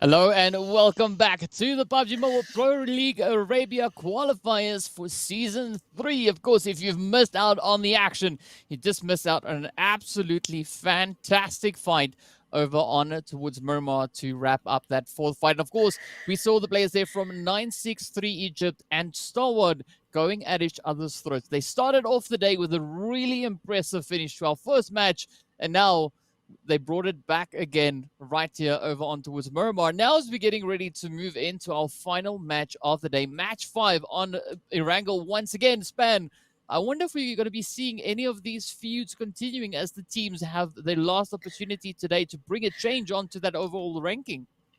You know, I'd love to see it. The first match, 963 ended up being able to take that chicken dinner away from Stalwart. In this last match, Stalwart took it away from 963. In both situations, in the first match, I feel like Stalwart had the better position, but 963 ended up winning. And in this one, I feel like 963 had the better position, and then Stalwart ended up winning. So kind of in this situation, they are 1-1. So I feel like this last match is kind of like the tiebreaker situation. But also, I need to see some more effort coming in from some of the other teams. Well, of course, we wait to see where that flight path is going to be coming in, and of course, where that zone is going to be going. Any predictions coming in from your side, Span? Absolutely not. I just hope to see something different. Alright, well, of course, as we can see, we are coming in from the south. The lovely Sosnovka up ahead. I feel like a tour guide. But anyway, here we are taking our flight path up from the south. It does seem to be leaning ever so slightly towards the eastern half, but still a very centralized flight path. Yeah. What's new at this point? I feel like the majority of our Erangel so far has had a plane path a little bit more further towards that eastern side, and then all of the circles have been going to the west for whatever reason. So, I mean, we'll end up seeing where it's going to go in this situation. It's nice to see it kind of start over Military Island once again. The usual teams going Military Island, we can see, are already jumping, and we still haven't gotten a north circle, a north ending, shooting range, Zarki, Severny, Stalwart, Kameshki, like something up there. Even Yasnaya, I'd count. We haven't really seen an ending up there, so I'm really hoping to see that. And all those teams that drop up there, they're obviously going to love that. So, like, I want to see a zone pull up there because I want to see how the teams are going to be reacting to that. Yeah, I have to agree with you. I mean, there'd be nothing better to end off the day than a zone heading up on towards the north. For the time being, all we can do is keep our fingers crossed and hope that that is going to be exactly what we'll get. But only time will tell as we are a few moments away. Come on. Let's see. Nope. I'm sad. Sorry. Once again, you know, the PUBG mobile RNG gods are just like, oh, Span wants a north circle? Absolutely not. We can't listen to that. So it looks like, isn't this like the same zone as the last Erangel that we had actually? So looks like we're about to have a repeat of that. Hopefully it still goes somewhere a little bit different. But the benefit of it kind of being a similar zone is that people literally just played this. That means that they should have learned from their mistakes from the last game, again, making this a little bit more interesting in terms of interactions once people actually start making those rotations into the spots that they want to play out of. Yeah, I think at most this phase is probably just a little bit further north to what we had the previous time around. Not a lot, just a little smidge. And probably that is what, you know, the RNG PUBG gods kind of got from that. All they heard was north and then just a little bit, and then, you know, they're like, we'll just give it a smidge, right? So it is still going to be a very, very similar kind of play. I mean, Yasnaya is in play. The teams can still kind of go there. The zone could still maybe end up there. So we'll have to wait and see what exactly will be in store for us. But for the time being, the teams are going to just be going through their looting phases, looking to see what they can bring in. And I mean, the last time we were right here on the lovely map of Erangel, we saw the team from Kurdistan coming in with that winner chicken dinner with 9 elims, and of course the players from the ultimate taking that second place with 8 elims to their name. So definitely some teams stepping up, trying to be the hard hitters and really succeeding in doing exactly that. So I'm curious to see what the teams are going to be bringing in. As you said, you know, this is a very similar kind of zone to what we've been seeing, but I'm also curious to see whether or not that zone is going to be shifting in a very similar manner. Ragnar standing up on top of the roof, contemplating life right now. You know, he's Mm. very seriously wondering where they're going to go in this next zone. Oh, it looks like he's kind of figured it out. That's good. Okay. But I mean, it's nice to see all these teams have been going to the same places, and we have seen some interesting interactions. Even the first to Erangel, actually, the ultimates ended up kind of being able to mess with the team that dropped right beside them, near that farm, near that other area, right below them, and we haven't really gotten to see that just yet. So there are some opportunities of different play styles in every single game that we've been playing, and it actually looks like Falcons is the team that has Yasnaya Polyana, as you were talking about earlier. I would love for it to go up here because even that has some really different challenges to playing up in this direction. But of course, we can't control that. Against popular belief, casters do not control where the zones go. So we'll just have to wait and see where they do decide to go. And again, who's going to come out on top? Because honestly, even Falcons, I will say, they had an amazing game yesterday, and they still have been doing good today. They're still in that top spot, but we haven't seen one of those explosive gameplays like we saw yesterday. Well, who knows? I mean, we're just gonna have to wait and see. I mean, I'm sitting here thinking about it. Like, it would be nice if we could maybe just nudge the zone sometimes a little bit, you know. But also, I don't think the teams would be too happy with us if that was a thing. But, so for the time being, we're just gonna have to wait and see where our first point of contact is gonna be, as the teams are all now still going through the looting phases. We haven't seen anything in the kill feed just yet. Everyone keeping it nice and quiet for the time being. Everyone being respective of the looting phase. But of course, they can't respect it for too long. I mean, come on, right? So we're approaching the second phase. Blue zone is starting to close on up. We know where a lot of the teams are going to start migrating towards. It will, of course, be over on towards that eastern side. But I'm hoping to see a few teams trying to, you know, challenge each other a little bit. If they don't do it today, it's definitely going to start happening tomorrow. Tomorrow is definitely going to be the day where people are going to be taking it even more seriously, because that means they only have one more day, 5 more games to make it into the top 8 qualifying range. So right now, it's kind of once again setting the tone. I feel like, as we usually say, the last game usually sets the tone for the next day, which I believe wholeheartedly. So some of those teams, once again, towards the bottom, let's go on ahead and start seeing them do well in this match, because then tomorrow they might just go on ahead and be able to get into the qualifying spot. Well, maybe, yeah, definitely could be a possibility there. Of course, if we look now over on towards the players here from headquarters, also just going about their business. But I mean, I'm hoping to see a good play coming from the players of GEEKAY and, you know, like Vibe 6, because they've shown some potential. You can see by the way that GEEKAY, for instance, goes about their rotations, that there is something there. I just want to see it falling into place 100%. Almost like this shot here from Zuxi on towards Alush could be falling into place pretty soon. I cannot believe that Alush is still alive. I'm like actually amazed. He had like no HP running towards that vehicle. Instant smokes though, which is great for him. The thing is that yeah, I was gonna say I saw 963 on the other side of the road too, so I don't think he has long to live, and that's exactly what happened. Team Ultimate, it looks like they were probably struggling for vehicles if he ran all the way up to these buildings to try and grab a buggy. The rest of his team usually drops a Milta, so they're gonna have to figure out something else in terms of modes of transportation. And of course, right when they try to go for that vehicle, 963 is already done with that area, and they're already making their next rotation. Just unfortunate timing on Lucia's part. Can't really go on ahead and predict that. But once again, it's time to start making a move on to try and grab the best spot inside zone. Triple D Iraq actually grabbing Lumberyard. This is an interesting place to play out of. And again, for Kurdistan, had a great game two games ago. Ended up getting out in first in the 16th place this last one. So they're hoping to end off on a good note too, because they can do it.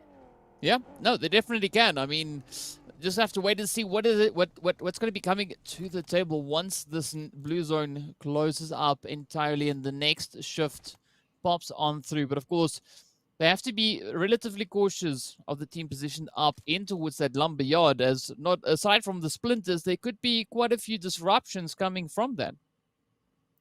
There could be. There could be. Anytime you make a rotation towards something, gotta go ahead and be a little bit careful about it. GK, oh, I'm actually interested in this. GK is still up in ended up going to, yeah, where are we? We're in North Georgia Pole, and they're taking blue damage. This is interesting. Okay, starting a little bit of a late rotation. They definitely focused on the loot, as we can even see here, them kind of trading some stuff around. Hopefully that means by the time that they get inside of the zone, they're going to be able to kind of come in on some stuff that's either fighting already or some sort of an opening, and they'll have all the stuff that they could possibly want. But they're definitely kind of playing for that. Let's wait for all of them to kind of be a little bit chaotic before we end up entering. And the next one's about to pop, though. Yeah, but that's a very similar approach we saw them applying in the previous Erangel as well. Just riding the blue zone, trying to stay out there for the longest. But that is obviously their strategy, not because they forgot to rotate. You know, it does seem like it's like there's some purpose behind it, as they are now looking to advance their way back up in towards the zone. And with that shift now, once again, moving over towards that bridge. And very similar to what we had in our first match. So I'm hopeful, because first match we had 963 and Stalwart being pretty successful with 13 elims apiece. Already 963 sitting on 1, taking that out of the players there from the ultimate. But they got to be careful. I mean, they still got to maintain that focus, keep that mentality up, and also keep the caution while they make their way on through, looking for a decent position to pull up into. Of course, we did see the players there from Ra'ad not too far away, holding over on towards that western front. So who knows? But, I mean... Yeah. But otherwise, it seems like they're kind of doing a very similar thing to what they did on the game that they ended up winning, already pulling into another compound. It's not the same compound as the one they had last time. This one a little bit further towards the west, so can't entirely play it the same way. They don't want to try it again. They're just going to wait to see how this zone is different. Even CONQUEROR Iraq, they're deciding to kind of play down here on the very top of this cliff, waiting for these next zones to go. From here, they can get a lot of information. Not too many people will come over here and bother them. They're just waiting for the best opportunity to move once again, and I'm feeling a little bit worried for Ragnar in this situation. Team Ultimate, they already lost a teammate, and it looks like Triple D Iraq wants to make them lose even more. Yeah. We got to wait and see whether or not they'll be able to succeed in this, though, because, I mean, I'm curious to see where 1million is. We did see them previously get rotated up from that southern side, but a beautiful nade coming in from Octan right up on towards Ragnar. So definitely the players here from the Ultimate being put on quite a bit of a back foot, as they've now... They are potentially 2 players down. I don't think they're going to be able to get this raise up onto Ragnar. And now it all turns to Hope and L3 to try and, you know, kind of piece this all back together. That was like an amazing sense coming in from Octan, knowing exactly where he would be outside that window. Perfect nade. It looks like he actually might be able to crawl over, though. Oh, no. Okay. I was just like, I hope he gets him. Look, he's tossing a nade. Instantly takes him down. He was really close. He didn't even see where he was. Again, I guess the intuition coming into play or something. That was a great wipe coming in from Triple D Iraq. And now, if they wanted to, they could go on ahead and continue to push the ultimates. If they had been paying attention to the kill feed earlier, they should know that there's only 2 of them left. So if they really wanted that compound further down to the south, they could definitely go on ahead and take it. But right now, they seem content with the area that they do have. But we're definitely seeing the teams being way more proactive with their rotations this time around, really getting up into those positions much faster. I mean, we were looking at the players from CONQUEROR just a few moments ago. That's a very similar position to where we saw them previously, and now this time around they got onto that position much faster. Also, we just saw the players there from 1million already starting to try and set themselves up a little bit closer towards that bridge, with the first player already crossing over. Revolution still holding on, but this time around the zone shifts in a completely opposite direction, but already CONQUEROR find themselves in a very decent setup. Of course, Vibe 6, smack dab center zone. Now they just need to try and hold on to those compounds. I was going to say, how they ended up getting to their spots so quickly this time around is, we already said it, they already played this previous circle, so they instantly already knew, oh, okay, we could just go ahead and get to this spot right away, and it's a little bit clear we know where we want to play. But I'm so glad that this next zone ended up going all the way to the west, because that'll create something a little bit different. And you're right, some teams are already quite happy with what they've gotten, but Team Falcons, Clear Vision Esports, unfortunately running into each other up here on this northeastern side. This is going to be an interesting fight. The Falcons super spread out. Let's see how they're going to get out of this. Well, ooh, beautiful utilities now getting sent on over. Look at this clear vision now trying to find the final few heads into the side there of Team Falcons. But of course, Damar now quickly rotating and falling back to the safety, trying to pull up towards Yusuf. And it's always very exciting seeing teams, in fact, fight in and around the shelter region here, as there's so many different angles for them to take and, you know, strike from. But it does seem like Falcons are indeed looking to push up in it towards that. Here we go now. HQ and 963 finding themselves in a bit of a tussle here. Who's going to be the one to find those heads? Aziz quickly hopping into the vehicle. But I mean, look at this approach. 963 super spread out, but in a tactical way, just trying to spread themselves out as much as they can to cover as many of these angles as they can find. Yeah, but the two inside of this compound need to be really careful, because if one of or even two of them get knocked, there's no way that the other teammates could go on ahead and help out. But I love to see that the teammate from the northern side that was in the wizard tower instantly sending it on over and crashing to turn this into a 3v4. Looks like each of them ended up getting a trade, so it's down to a 3v2. This one on the southern side should really kind of come on over, especially right now. There's only one more left for 963, and he needs help, but unfortunately, headquarter takes him down. The Ultimates get eliminated in the distance, and now a 963 Egypt is down to one person left, and they should know exactly where he is. Oh, this could be quite the interesting play. Oh, come on. Up comes the players here from Triple D now to be a little bit of a thorn in the side. But actually, it turns out to be a little bit of a saving grace potentially now for 963 with that rip. Gets taken right on down. Aziz and Welly trying to hold up the defensive line. Look at Six Rocks and now trying to sneak around the side. Oh, come on. Who's going to get it? Aziz now trying to see if he can figure out which way would be the best approach. But Triple D not going to be backing off just yet. Oh, come on. Zuxley there from 963 just creeping further and further away. HQ feeling the heat, feeling the pressure. But of course now Triple D reduced down to only Ali. So headquarters not going to be backing out of the fight just yet. Up they come. Could this be the play? In fact, Willie missing the opportunity, moving right past Ali. What? Oh my goodness. Here we go. He's about to run right by once again. The res coming through onto Triple D. At this point, headquarter, if they don't go ahead and push faster than this, they're going to get all these reses back up, and it's just going to be a start all over again. It looks like a ton of utility kind of being tossed in that direction. It actually seems like they're giving both sides the opportunity to get some of these reses up, and then it's just going to start from the beginning. At least Rip is kind of holding it down, making sure that they can't come any closer inside of this building. So Triple D is stuck to one area for right now. This is a difficult fight that's not even inside zone at this point. Blue Zone's about to overtake them. Oh, come on. Come on. Timer is ticking. Triple D, they've now had the opportunity to reset, to get themselves back up once again. But now the bombardment ensues as both teams are trying to reach across. They don't want to be the one to push up. But Ali reaches right over towards Aziz. Up comes the play now as Triple D starts to move up along this eastern coastline.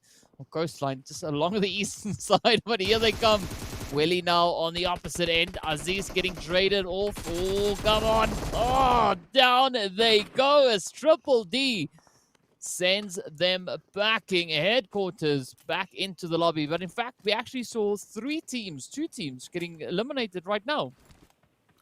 Yeah, oh my goodness. And also Triple D, we finally are really able to see how they fight this entirety of today. That is yet another fight that we watched of Triple D, and they came out on top. They succeeded. So that is huge for them and their success for climbing up this leaderboard. It also looks like this zone, I mean, it keeps moving down and down and down. It looks like it's finally settled on yet another spot. And there's even two little solos kind of chilling out right beside each other, keeping each other company as they're just waiting for the rest of the teams to be getting a little bit closer. One of them being Dalhat from Ra'ad, as we saw there in that little shack. Oh no, he's actually, the people next to him isn't even a solo. It's at least two people over there. But let's see, it looks like more people making rotations towards each other. This is the point where making rotations is pretty scary. For zone, if you make any sort of a big move, you basically got to know that there's going to be another team there. So this is just where if anybody needs to make any sort of movement, it's going to be a fight. Yeah, it is definitely, wow, gonna be quite a bit of a fight. Looking at the positioning of a lot of these teams, of course, we've got the Black Cobras just right there, almost smack dab center zone with Stalwart. Now, having to deal with this potential play coming through from the players here for Kurdistan. Now, it's interesting to look at just where these teams find themselves, because we've had 963 Stalwart for Kurdistan, as well as the players there from the Ultimate having great success today on Erangel. But of course, the Ultimates ultimately already getting eliminated. So now it is up to 963 Egypt. The players there coming in from the side of Stalwart, as well as the players for Kurdistan, to show us what they've got and whether or not they'll be able to replicate the success in the previous visits right here on Erangel. But of course, now, as we can see, the numbers are really starting to dwindle as Revolution having a pretty tough time. But Delhop, look at this. Both players now cooking up their grenades, getting ready to send them on through. Delhop almost running right into the front of that one, but does succeed in blowing up the vehicle, and in doing so, takes out one of GEEKAY's players. Interesting. Yep, he's still alive. Now, the people right below him, though, I mean, they definitely are aware that somebody is in this shack here. That's going to be Vibe 6. Let's see if they're going to be able to hold him out. But they also have to focus on how they're going to make their next rotation inside this zone, because it has once again shifted. The northern side of this road is definitely a really difficult place to play out of. So all these guys up here, they're either going to be fighting just to gain themselves some kill points at this point, since a place inside zone is pretty difficult to achieve, or they're just going to be sending it on inside zone, crashing something good, taking a fight, and they could potentially 50-50 get themselves a good spot there as well. Vibe 6, a little bit of a scary spot. KAMIKAZE, they're starting to make a move on over. Well, I gotta say, I like those odds though. 50-50, I mean, that's good. I think that's good. You know, if it was anything else, I would have been worried. But 50-50, yeah, those are odds I can live with. But of course, now we look to see what the teams are going to be doing. Black Cobra trying to set up a bit of a gatekeep right here on this western side of the zone. I mean, it's still going to be a really tough entry point for a lot of the players here. Look at KAMIKAZE also now just trying to play that high ground. We got the players there from GEEKAY also trying to reach all the way across. But now the players here for Kazakhstan, for Kurdistan rather, getting ready to move up. Oh, Stalwart gets the first one in as VanKid starts moving on up. 4K now looking to hold on. Will Golden and the rest of the team be able to maybe have benched their teammate? Or will we see Stalwart actually getting a clean sweep once again? Time to wait and see. Meanwhile, 963 Egypt unfortunately gets taken out. We have 10 teams left. It looks like both Stalwart staying down below, waiting to see where for Kurdistan's going to be moving. For Kurdistan, a little bit more active, trying to actively nade out Stalwart in this situation. Let's see if that's going to hit. Doesn't seem like it in this spot. Nope. And this is just kind of like a stalemate for right now. So it's a boot kind of taking some shots more towards the southern side, where even more action is happening. A full-on crashes on the compound down there. And that's because, taking a look at this map, those are the only real places to play out of, is these two compounds. Otherwise, it's the dips and ridges that they can find along the road. Yeah, I mean, there's not a lot of road really to make much use of. As you can see, there's one main road and a lot of carnage all spread out through the rest of this map. But of course, Black Cobra still looking to push on in as the zone now shifts up. You can see only Damar there from Team Falcons position in zone. VanKid gets blown to smithereens as Empire sends out a beautiful grenade. Nice. But look at this beautiful retaliation as Easy now sends one back up in reply. But here we go, looking to see whether or not 4K will be able to hold on. Stalwart now looking to push in, and with that, oh, they clean up the house as they move on through. Black Cobra and KAMIKAZE also now going toe-to-toe right here on the western side. Kante now left to trying to hold on as his teammate is slowly bleeding out. But Black Cobra is just looking so calm and collected.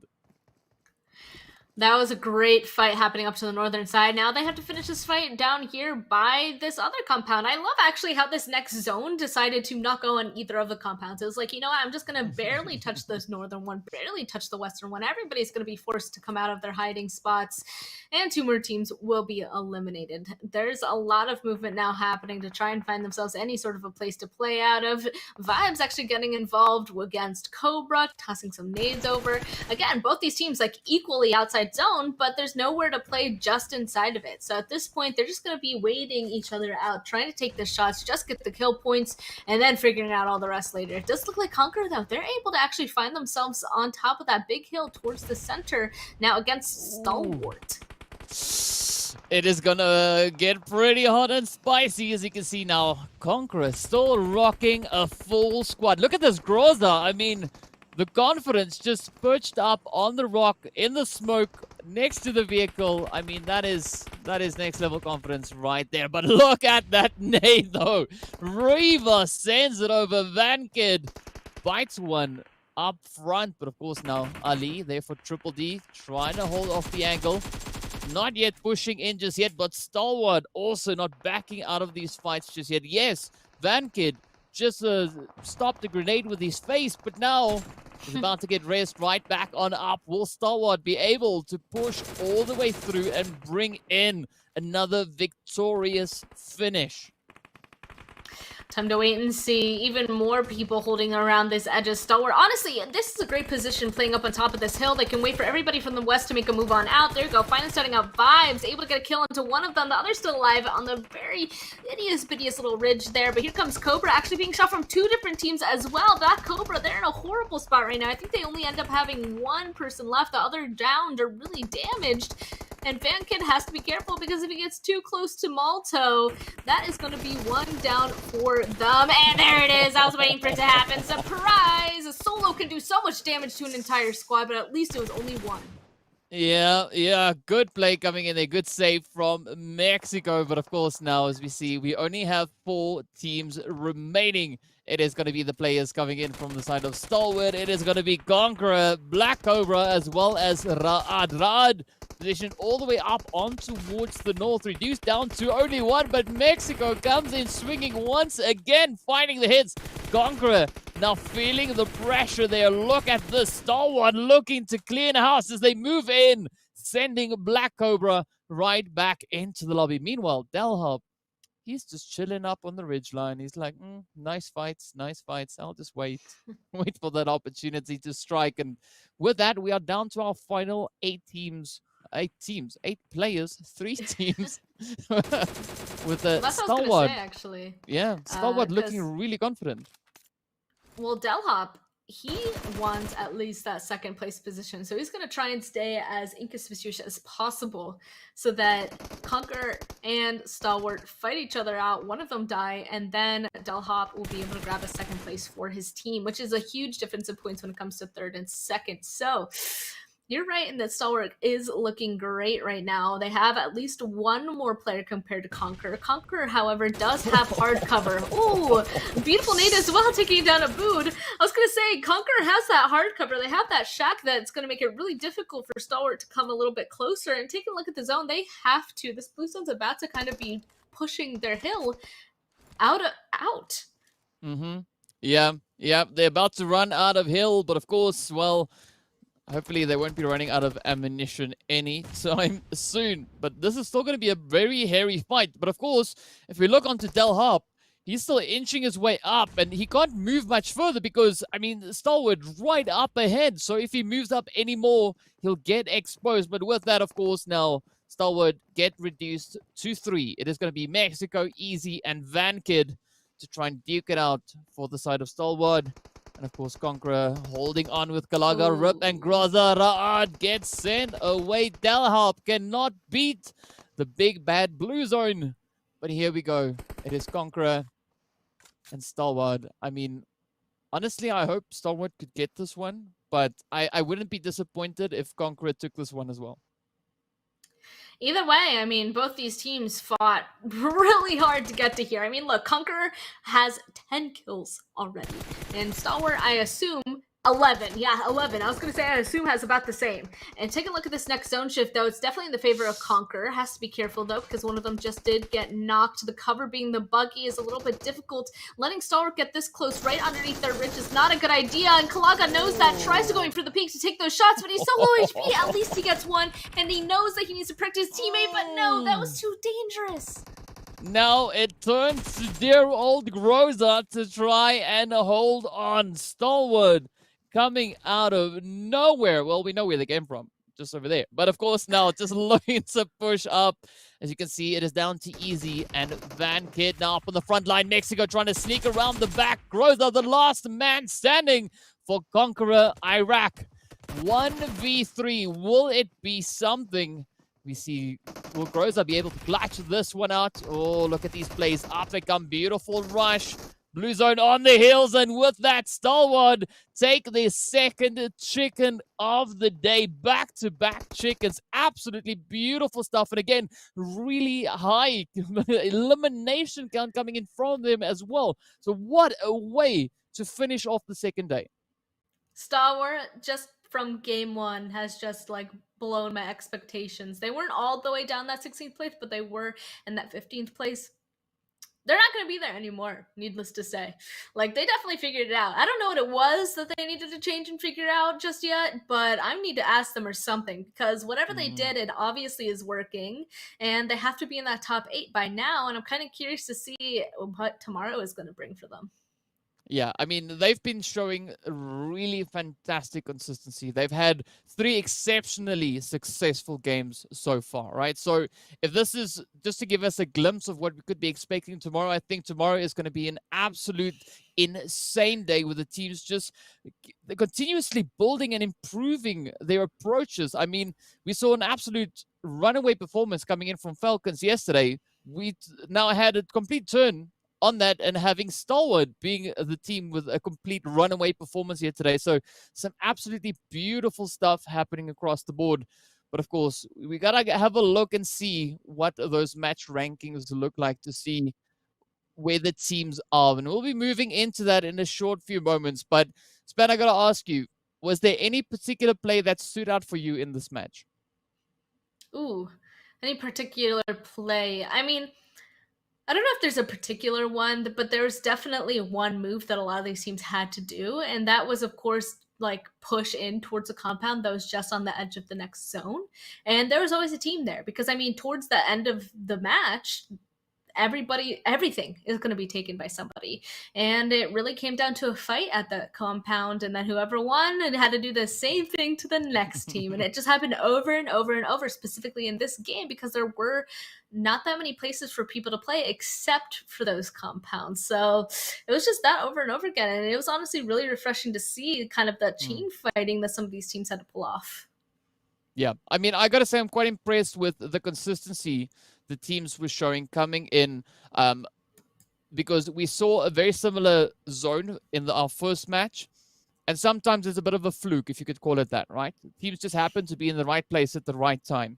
But a lot of these teams in this last match were able to replicate that once again as they made their way through, and we saw some great success coming through from that once again. So, yeah, I got to give it to these teams. They are, in my opinion, they're pretty good. I mean, they're legends to me. They're legends to me today. I mean, absolutely fantastic stuff. They're pretty good. I mean, yeah, it's absolutely insane. Yeah, I mean, but if I say pretty, I mean like pretty, right? That's my definition of pretty.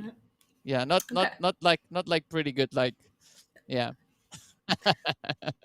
Understandable. Let's take a look at those match results, though, just to see how well they did in this last game specifically, because like I already said, DK, there was a lot of interesting plays that came through, but Stalwart coming out on top with the 14 kill points, 29 total points. I mean, you can see how all these teams played just based off of the kill points that they were able to pick up. Conquer Iraq fighting the entire time, Stalwart the entire time, even 5-6 with 7. That's still a lot of kill points fighting the entire time. Like, a lot of these teams ended up being able to stay alive till the very end. A lot of interactions between all of them, honestly, that gave everybody a good amount of kills, I have to say. Yeah, I mean, this for me was one of the most entertaining matches to watch so far, right? Definitely a great set of fights, just one on top of the other. And I also, like, even though I know there's not really someone to speak to, I know I got to commend the Blue Zone as well, because it kept these teams on their toes, it kept them guessing every single time, and they just delivered all the way through. So, yeah. Got to give it to these teams. Absolutely fantastic stuff. But of course, speaking about fantastic, let's have a look at that second page to see where the teams find themselves. Of course, plays there from 6-9 Egypt. Well, 6-9. 9-6, 9-6-3 Egypt. Sorry, I can't count today. It's late already. Also, still finding 3 elims, not getting an exact copy of the first match they had here today, but definitely still a really good, valiant effort being put in there from them. And of course, we see the players there from headquarter also now bringing in those 3 elims. KAMIKAZE also with a 3-pointer there. But strangely enough, Falcons not having such a insane day today in comparison to yesterday. Yeah, and going on ahead and taking a look at the next stuff, I mean, just again, amazing, huge game coming through from a lot of these teams. The second day, definitely. Yeah, at the very beginning, you're just like, hey, is the second day going to be more interesting than the first, or a little bit more competitive? And I'm like, yeah, definitely. I mean, they're going to be able to go on ahead, take a look at the VOD review. Some of these teams are going to feel that fire burning underneath their bums because they're realizing that they have to go on ahead and do better. Yeah. And that's exactly what happened. A ton of teams ended up standing up and really coming back and giving a run for the money for a lot of these teams. That being said, though, some of those teams towards the top already from yesterday were still able to stay consistent enough, still not maybe pull off an amazing performance that they had yesterday, but still able to hold their position at the very top of the leaderboard. It's just amazing to see. I want to see what happens tomorrow, though, now that both the teams towards the top realize, those teams that were originally at the bottom day one have definitely figured out how to play this match against this lobby, and those teams at the bottom, now that they found their stride, I think both of both kinds of teams, it's going to be interesting tomorrow, basically. Yeah, I honestly cannot wait for tomorrow's matches, right? Day 1, fantastic stuff. Day 2, fantastic stuff, right? Now, putting all of that together to find our third day, I can tell you that the teams that will make it through, that will qualify for the PMPL Arabia Season 3, in my opinion, they'll be deserving of those qualification slots, as we've been seeing so much hard work coming through. And of course, to give you an idea of what the current standings are, we are going to be having a look at our overall standings at the end of day 2 to see where the teams are and how much work they've put into this. Of course, looking at the top of it, we see the Falcons holding on, but look at this. Stalwart with an absolutely insane play. I mean, they started off the day with only 17 points to their name. Now we find them up in second place with 106 points. Absolutely beautiful comeback story. Oh, that's disgusting. It's disgusting in a good way, right? 17 points to 106, one of 3 teams that actually broke 100 points. That's insane. Same with KONQUEROR, actually. They are able to go ahead and get 102. And then Revolution for Kurdistan. I mean, those are teams that were already on this first page. Now they're just like, oh no, now we're realizing Stalwart KONQUEROR, they kind of figured it out. They figured out the formula, getting towards the top. And same with 963 Egypt. They're able to bump themselves all the way up from 16th place into 7th place with 77 points. Right now, they're comfortably inside of the top 8 qualifying range. It's just, we're going to have to figure out what the difference is between 8th place and 9th place, basically, because it still could be close for these guys. Yeah. And as we see, it is still pretty neck in neck, but absolutely beautiful turn of events we've had here so far today. Of course, as we can see, we've got clear vision. They started off the day over in towards that third place on 51 points. Now we see them sitting over in 9th. But of course, also the players here from Ultimate adding quite a few points to the leaderboard, starting off on 28, finishing on 70. So beautiful improvement we've had there from them. They just haven't been able to break through onto that first page. But of course, as we can see, they are pretty close. So there's still one more day, still 5 more matches to go. Now, a little bit of a different story as we move a little bit further down. I mean, Black Cobra, KAMIKAZE, Headquarter, Vibe 6, GEEKAY, and Triple D not having the best day here today. They've, again, had some great moments, but not enough to really strengthen any position higher up on the leaderboard. No, it's quite an unfortunate situation, honestly, to see Triple D start off with 15 points total, and honestly, getting to 40, that's obviously a lot more than what they were able to pick up day 1, but it's still not enough for them to get into the top 8. So clearly, they did improve, but the teams above them also were able to hold on to their points. Another team that I'd like to point out really quickly is actually 1 Million Esports. They started off in 12th place and now they're in 8th place. Again, a really nice jump in showing their improvement. And right now in that qualifying range at this point, everybody just wants to hold on to the points they have if they're in the top 8. So tomorrow it's all going to be about conservation and making sure that they stay holding onto those points. So everybody below them is going to be striving to have those absolutely bomb games where they get a ton of points. Yeah, I mean, well, we saw it now, right? It happened. We had the players from Stalwart move from the wrong side of the leaderboard, all right, to a really strong position. So any of the teams currently sitting on that second page, not in a position of which they are too satisfied with, they have one more day in which they can try and change that. But of course, that's going to be the last opportunity. Once that opportunity has passed, that is going to be it. But I can tell you it's going to take so much work to bring that in. Again, it is not out of the realm of possibility. It is something that is doable, but we'll have to wait and see what the team's mentalities will be once they join us back again tomorrow on the battlefield. With that, we want to give a big thank you to everyone for tuning in, for watching. A big shout out to all these teams. You guys are absolutely fantastic. And of course, we look to see you all back again tomorrow. Of course, big thank you going out to the production team, to you as well, Span. And we see you all back again tomorrow with our final day for the PUBG Mobile Pro League Arabia qualifiers for Season 3.